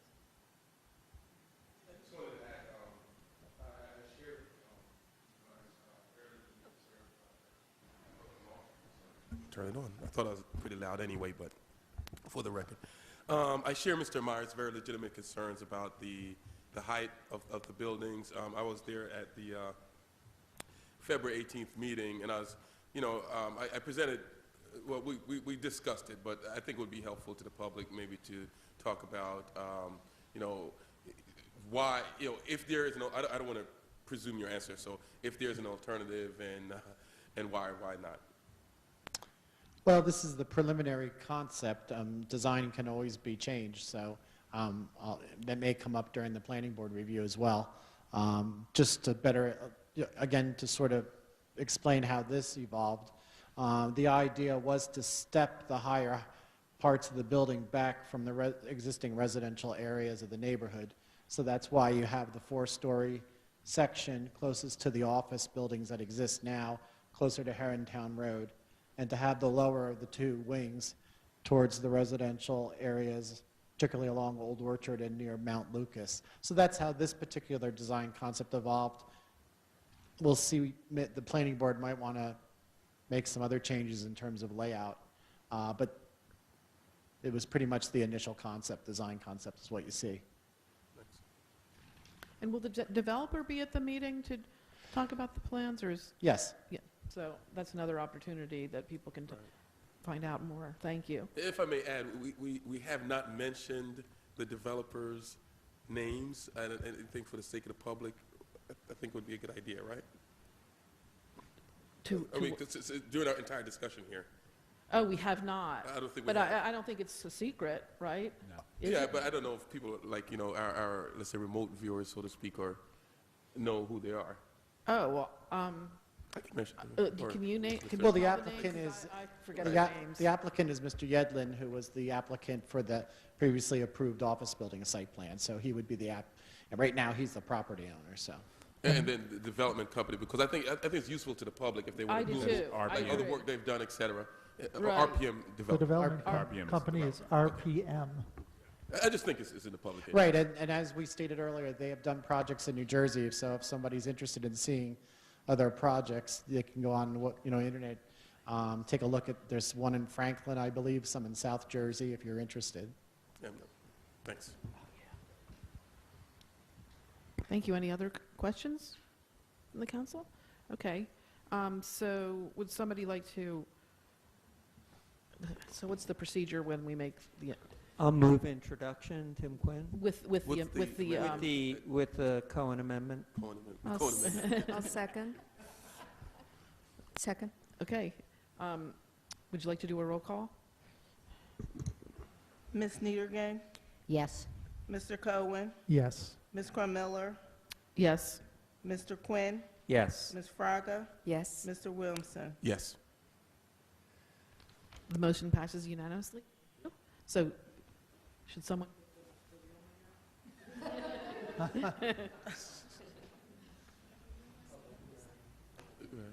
Right, the public hearing will be, well, the planning board hearing, once again, is March 21st at 7 PM in this room, and the public hearing is March, for the council final hearing is the 25th. March 25th, 7. Okay, thank you. Excellent, all right. So next, for ordinance introduction tonight is ordinance 2019-11, bond ordinance amending sections 3E1, 3E4, and 6B of bond ordinance number 2015-07 of Princeton and the County of Mercer, New Jersey, finally adopted April 27, 2015, in order to remove part of a description, to amend a description, and the useful life, and to amend the average useful life. And this ordinance essentially transfers some funds so that it can be used for additional road work. And I don't know if Mr. DeShield or... I'll move it. Okay. Moved by Second. Ms. Kremler, seconded by Mr. Quinn. Any further questions or discussions on this ordinance? All right, Madam Clerk, please call the roll. Ms. Niedergang, Yes. Mr. Cohen, Yes. Ms. Miller, Yes. Mr. Quinn, Yes. Ms. Fraga, Yes. Mr. Williamson. Yes. Okay, so the ordinance has been introduced, and the public hearing will be on March 25th, 2019.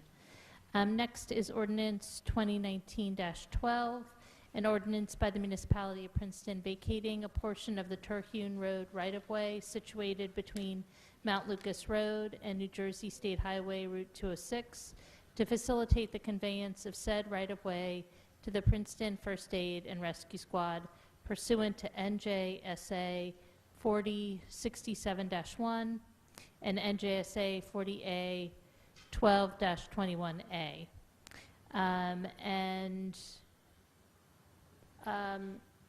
Ms. Stockton or Mr. DeShield, can either one of you give some background as to why we're introducing this?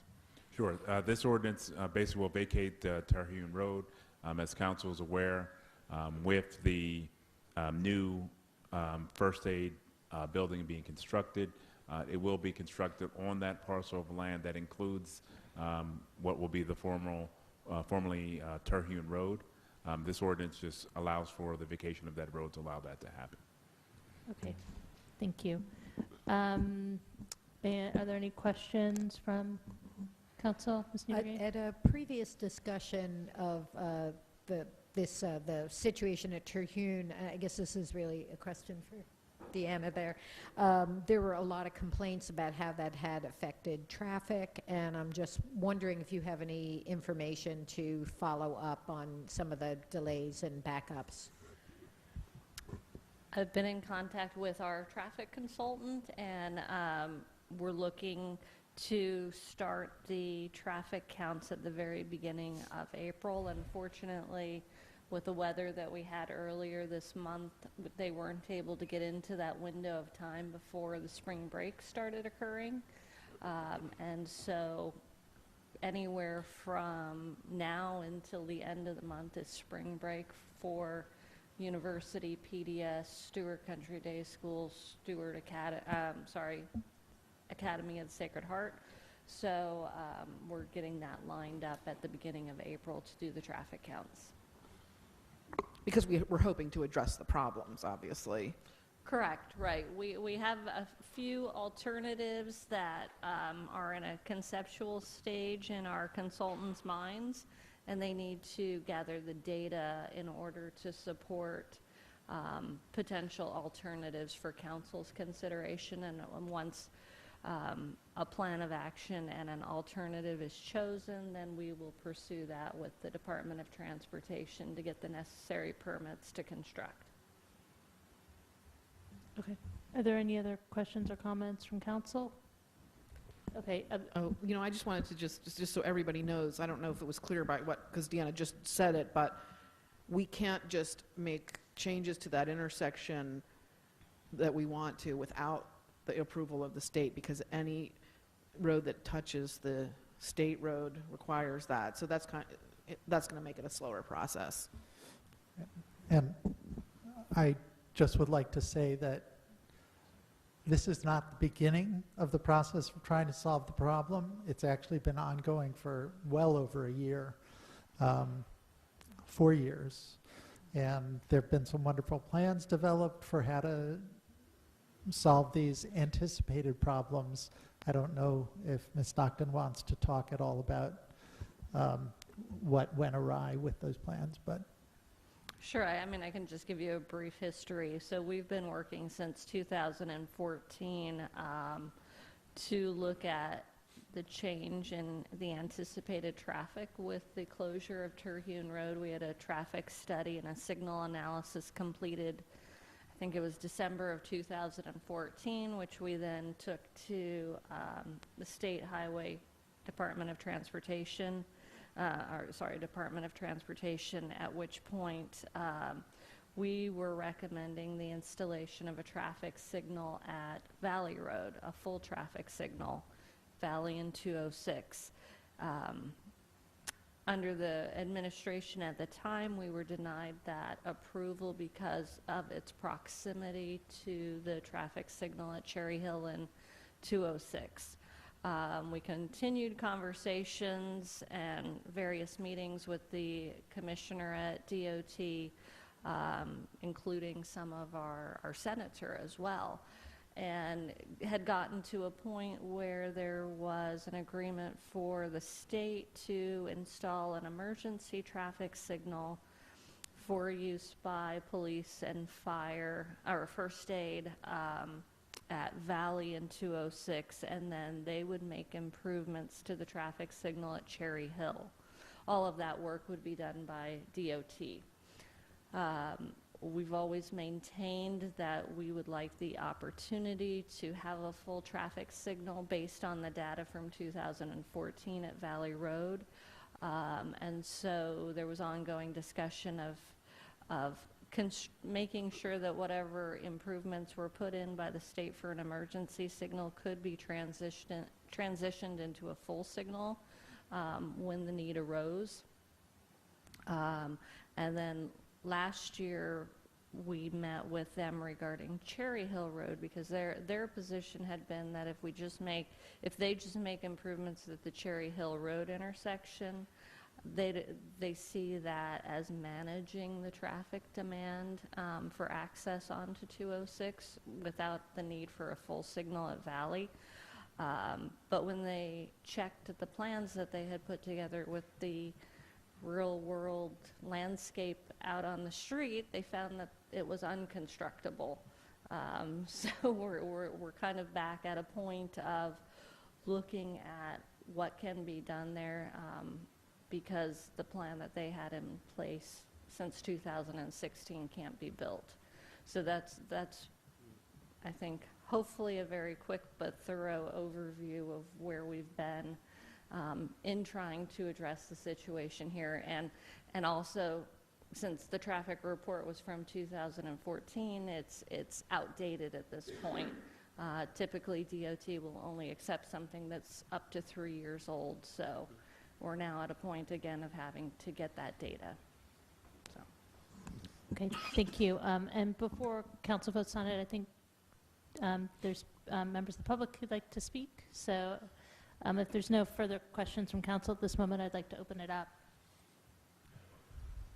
Okay, I'm back. Right issue, sorry.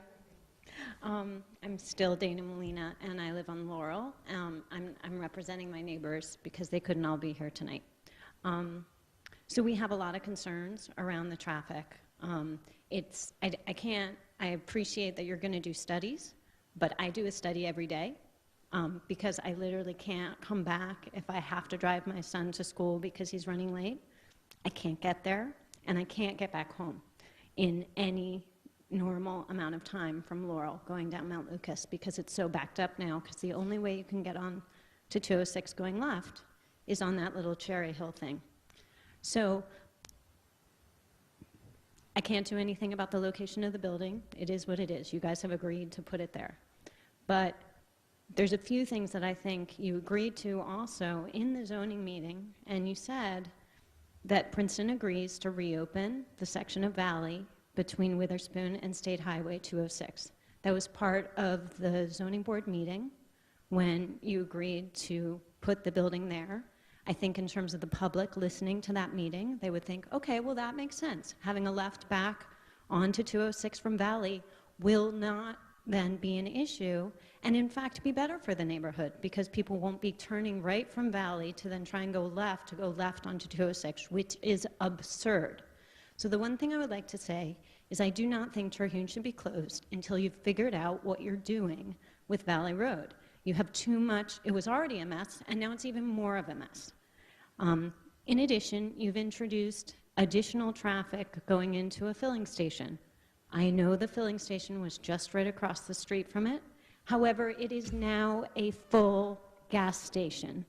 I asked for plans as to what that filling station would look like from Jack West. I never received them before it was built because I had concerns. Anytime you're reconstructing something, it's probably going to get bigger. What has been constructed is not bigger. It's totally changed the entire character of that neighborhood. It has a huge full awning. It's ugly.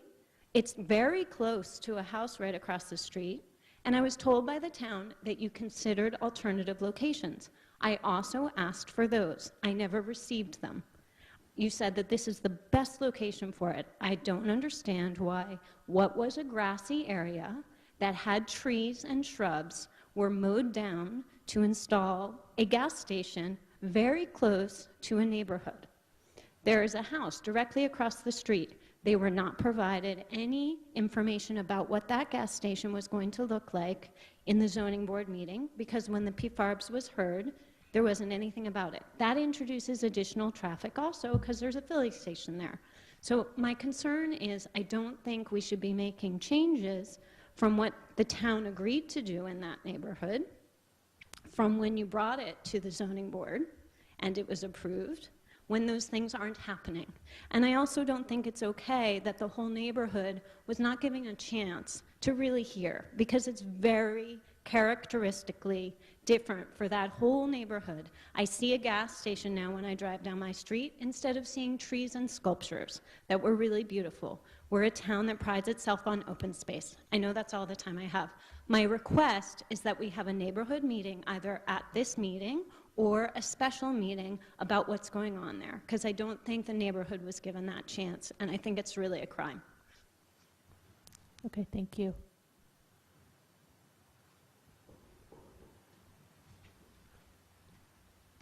Good evening. My name is Kate Litvak. I live next door to my daughter at 61 Laurel Road. And I just want to echo a couple of things that she said. Of most concern to me is the total lack of transparency with regard to this project. Commonly throughout Princeton over the years, whether it's tennis court lighting, road projects, there are public meetings to discuss the project. This didn't happen. It seems to have just been a snowball of disasters, frankly. At the zoning board meeting in March of 2018 to discuss the variances needed for the rescue squad building, the movement of the filling station, which was not part of the proposal, was literally waved off as a little bigger. And that's a quote from the meeting. With a roof. What we have is a full-blown gas station in a residential neighborhood. It is so inappropriate. I am sorry. This, from beginning to end, has been so badly handled in terms of dealing with your public, and we need to fix it. Thank you. Okay, thank you.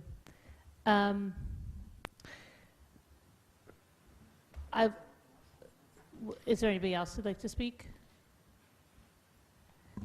Okay, so thank you for your comments. I understand the frustration. Mr. Cohen? I just have a question for Ms. Stockton.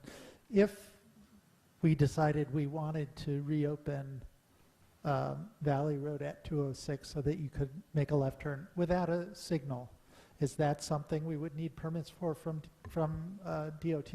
Yes. Anything we do on a roadway that touches 206 would require state approvals. And for a change like that, they wouldn't give us an approval until we have the traffic count. Thus, we're going through the process. Is that something that might be on the table once the study is done? Yeah, it's definitely one of the options. What we're looking at is we want to make sure that there isn't a need for a traffic signal in the future. We don't want to ask for one thing and DOT says, okay, sure, you can have the left turn lane with it being stop controlled. And when we really determine that we need a traffic signal instead to manage the traffic, we don't want them to come back and say, well, we gave you what you wanted. We're not going to give you anything else. So that's why we want to do all of our due diligence now with current data.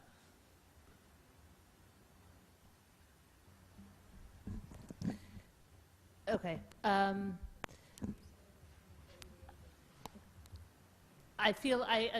hear you wanting to have a meeting, and I think we just have to sort of figure out, because we want it to be a productive meeting, so we have to sort of figure out what's still things that are open decisions. But I think, we hear you, and we want to make sure we're communicating with you so that you're not surprised, because I understand you don't want to be surprised. This is obviously a really important project for the town, and I know you understand that. So it's, I think we have to make. Yeah, come on. We would like to know which sites were investigated as possible places to move the fueling station before this site was selected. That would be a good thing to know. Okay. What was investigated and why they were rejected. I don't know if we can do that now or if we can produce a list for you with explanation. Yeah. Just would love to have okay. Yeah, that shouldn't be a problem. Okay. Okay, so I'll get back to you both with that list and then also with what might be the nature of a neighborhood meeting. Okay. All right, and for the ordinance, is there a motion to? Mayor, can I just make a quick comment? I'm curious about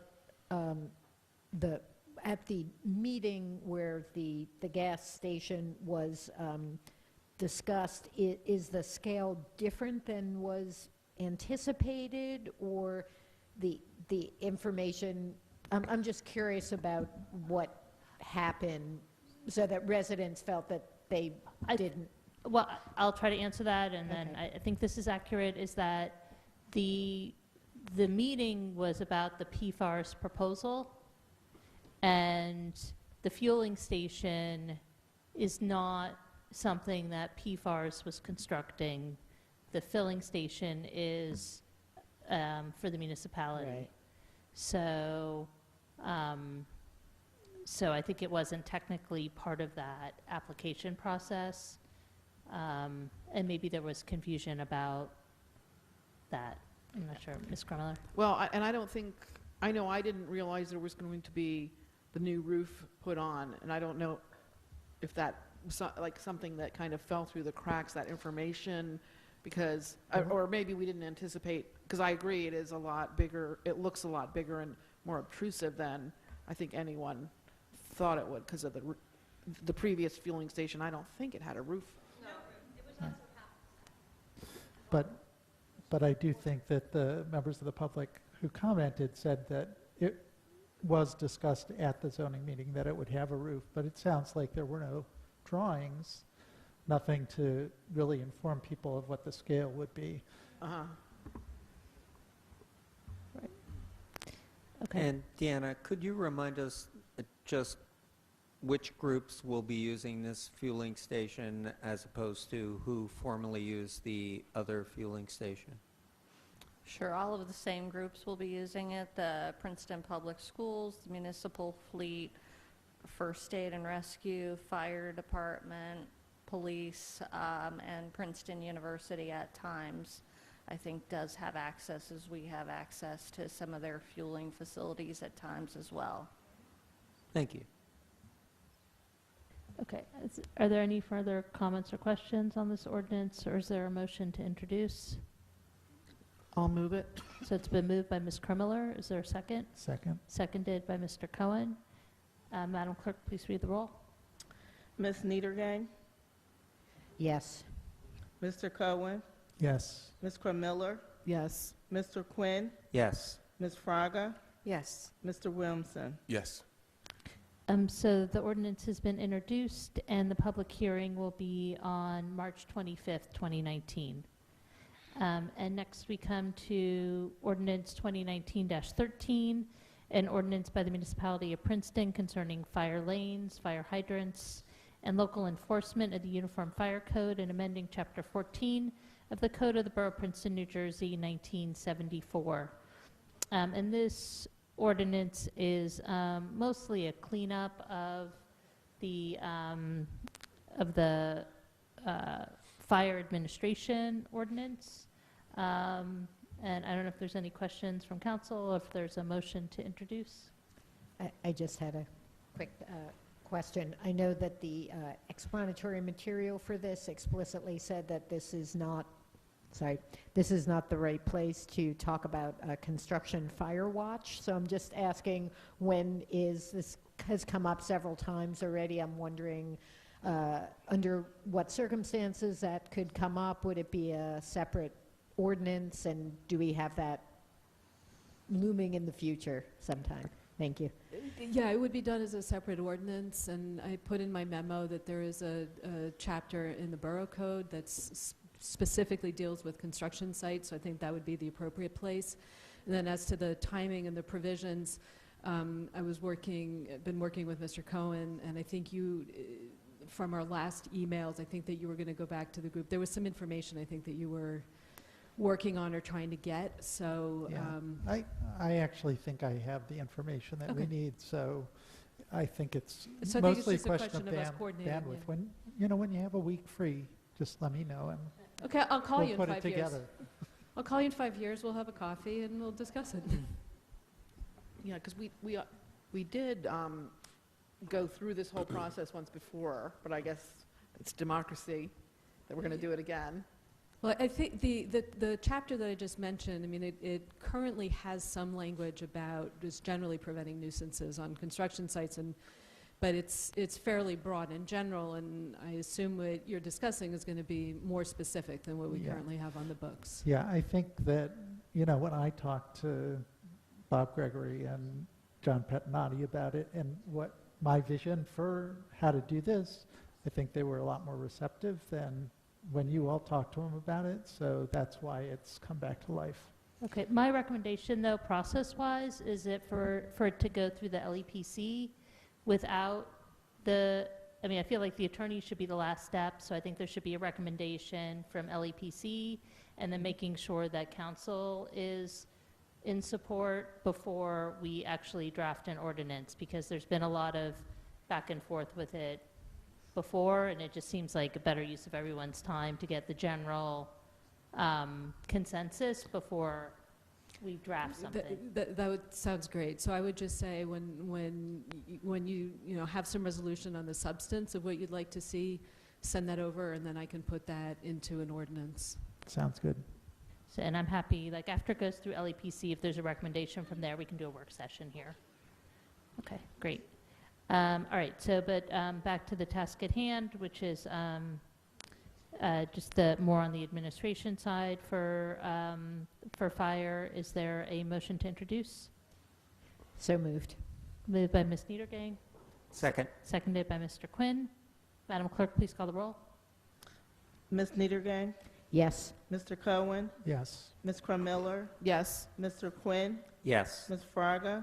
Yes. Mr. Williamson? Yes. Okay, so this ordinance has been introduced, and the public hearing will be on March 25th, 2019. Next, we come to our resolutions. First resolution is 1990, resolution authorizing matching funds in the amount of $500,000 for the improvement of Hilltop Park and submittal of a Mercer County at Plate grant application for $500,000. I will move that. It's moved by Ms. Crummiller. Second. Seconded by Mr. Quinn. Any questions or comments on this? All in favor? Aye. Any opposed? Okay, resolution passes unanimously. Next is 1991, authorizing compliance with the United States Equal Opportunity Commission's enforcement guidance on the consideration of arrest and conviction records and employment decisions under Title VII of the Civil Rights Act of 1964. And this is really a formality. The consolidated municipality adopted a ban-the-box policy back in 2013 or 2014. So we've already been practicing this, but this is necessary for the state under their new budget provisions. Correct. The state amended the local budget law in 2017 to require after you've introduced your budget and you submit it to the state, you have to also submit this resolution saying that you are in compliance with all of Title VII and all federal civil rights, which of course you are, but the main focus is by way of shorthand, the ban-the-box.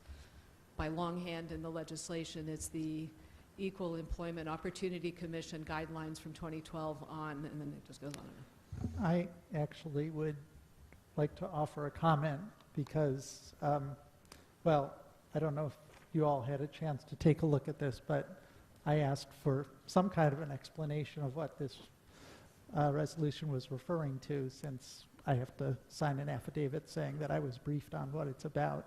And at least the way I understand it, ban the box, it is not directly related because there is a problem with treating all criminal violations and history of arrests equally if it has an effect of disadvantaging a racial group. So ban the box is not, at least the way I read this, ban the box is not enough, because if you have high incarceration rates for a racial group, that can still, you can still have a problem where you're, when you're eventually getting to a situation where you're asking the question after they've had their first interview, which in my understanding, ban the box just keeps you from screening them out on a paper application, but it doesn't prevent you from screening them out during So the interview. I did pull up the EEOC guideline from 2012. It's, I think, 50-plus pages long, but I looked at the multi-page summary. I mean, you're right. It's broader than just ban the box. It's a guidance document. The phrasing is somewhat vague-ish. It's really more cautioning and requiring that you examine your employment policies to ensure that even the seemingly neutral policy, what may be neutral on its face, could have a disparate impact. So it's not like you have a set of very specific requirements, but it's more, I think, a lengthy document trying to highlight the fact that even a neutral policy could have a disparate impact. So look at your policies to make sure you're not having a disparate impact. And then, of course, there are exceptions to the exceptions to the exceptions. But what I can say, and I'm sure you noticed in the local finance board notice, the recommendation that municipalities have their labor council and regular council just ensure that their own practices are compliant. Mm-hmm. I'm satisfied that you guys are compliant in general with all state and federal requirements. So that's why, and this last year, you asked to sign the same affidavit, pass the same resolution, and I was comfortable at the time letting you do it. I remain comfortable letting you do it, but I also appreciate the question because I've now had to do the deep dive that I might not have done otherwise into this guidance document from the EEOC, so it's always a good learning experience, if nothing else. So is this my first opportunity to rely on the advice of counsel, that it's okay for me to sign this? Is this really the first time you've had to? Oh, dear. I've tried to do it before, but I could never get a really straight answer. I looked at the summary earlier as well because I didn't have the benefit of this document, and it seemed to me that one of the things it was trying to do is differentiate between arrest and conviction, that you can discriminate or you can make decisions on employment based on conviction but not on arrest. And it went into a lengthy explanation of how many more people have arrest records now, and especially people of color, and so you really want to distinguish between arrests and convictions. And I didn't get to all 50 pages, but I did read the summary, so I could sign the affidavit. So. Right. Okay. I did have one just quick qualification. The date says that the meeting was held on February 25th. Instead of March 11th, right below the name where the roll call is. So I don't know if that needs to be changed. That can just be updated. Okay. Yeah. Okay. I don't know if this has been moved yet. I'll move it So then. it's moved by Ms. Fraga. Is there a second? Seconded by Ms. Krumiller. All in favor? Aye. Any opposed? Okay, resolution passes unanimously. Next is 1992, resolution authorizing a one-year extension for 2019 of the license to operate canoe and kayak rental concession with Stephen Adrosco, DBA, Griggstown Canoe and Kayak Rental, AKA Griggstown Canoe Rental, at a fee of $28,000. Is there a motion to approve? So moved. Moved by Ms. Krumiller Second. and seconded by Mr. Cohen. All in favor? Aye. Any opposed? All right, it was a beautiful day today, but that's just another sign of spring, that resolution. Look forward to it every year. All right. Then there's several emergency temporary appropriations, and these are just typical this time of year before we have the budget in place. So I'd entertain a motion to move 1993, approving an emergency temporary appropriations for the 2019 current fund budget, 1994, approving an emergency temporary appropriations for the 2019 parking fund budget, and 1995, approving an emergency temporary appropriations for the 2019 affordable housing fund budget in block. Is there a motion to approve? So moved. Second. Moved by Ms. Niedergang and seconded by Ms. Krumiller. All in favor? Aye. Any opposed? Resolutions passed unanimously. And next is 1996. Final change order in the amount of 54, or is it negative 54,155? That's what it is. $44, resulting in a final contract amount of $528,334.21, and release of performance bond number 0152050553 in the amount of $582,489.65 to S Brothers Incorporated for the 2018 roadway resurfacing project, contingent upon receipt of a 2-year maintenance bond in the amount of $79,250.13. Is there a motion to approve? I'll move. Moved by Ms. Krummeler. Is there a second? Second. Seconded by Ms. Niedergang. Any questions? All in favor? Aye. Any opposed? Resolution passes unanimously. Next is 1997, final change order in the amount of negative $50,287.50, resulting in a final contract amount of $1,440,103.07, and release of performance bond number CA 2168-497 in the amount of $1,490,390.57 to Top Line Construction Corporation for the improvements to Walnut Lane, contingent upon receipt of a 2-year maintenance bond in the amount of $216,015.46. Is there a motion to approve? So moved. Second. Moved by Mr. Cohen, seconded by Mr. Quinn. All in favor? Aye. Any opposed? All right, resolution passes unanimously. Next, we come to the consent agenda, which contains items of a routine nature, passed by single vote. Are there any items anybody would like removed from the consent agenda, or is there a motion to approve the consent agenda? So moved. Second. Moved by Mr. Quinn, seconded by Ms. Fraga. All in favor? Aye. Any opposed? Consent agenda is passed, and is there a motion to adjourn? Not yet, not yet. Oh. Can we make a motion that the municipality amends all its clocks to match the fact that we No, have it's clock just changes for been daylight savings time? a very efficient meeting that has felt an hour longer than the clock Right. indicates. The Time warp. reading that after 8 was All actually right. after 9. Is there a motion to adjourn? Yes. Is there- Second. All in favor? Aye. All right, meeting is adjourned.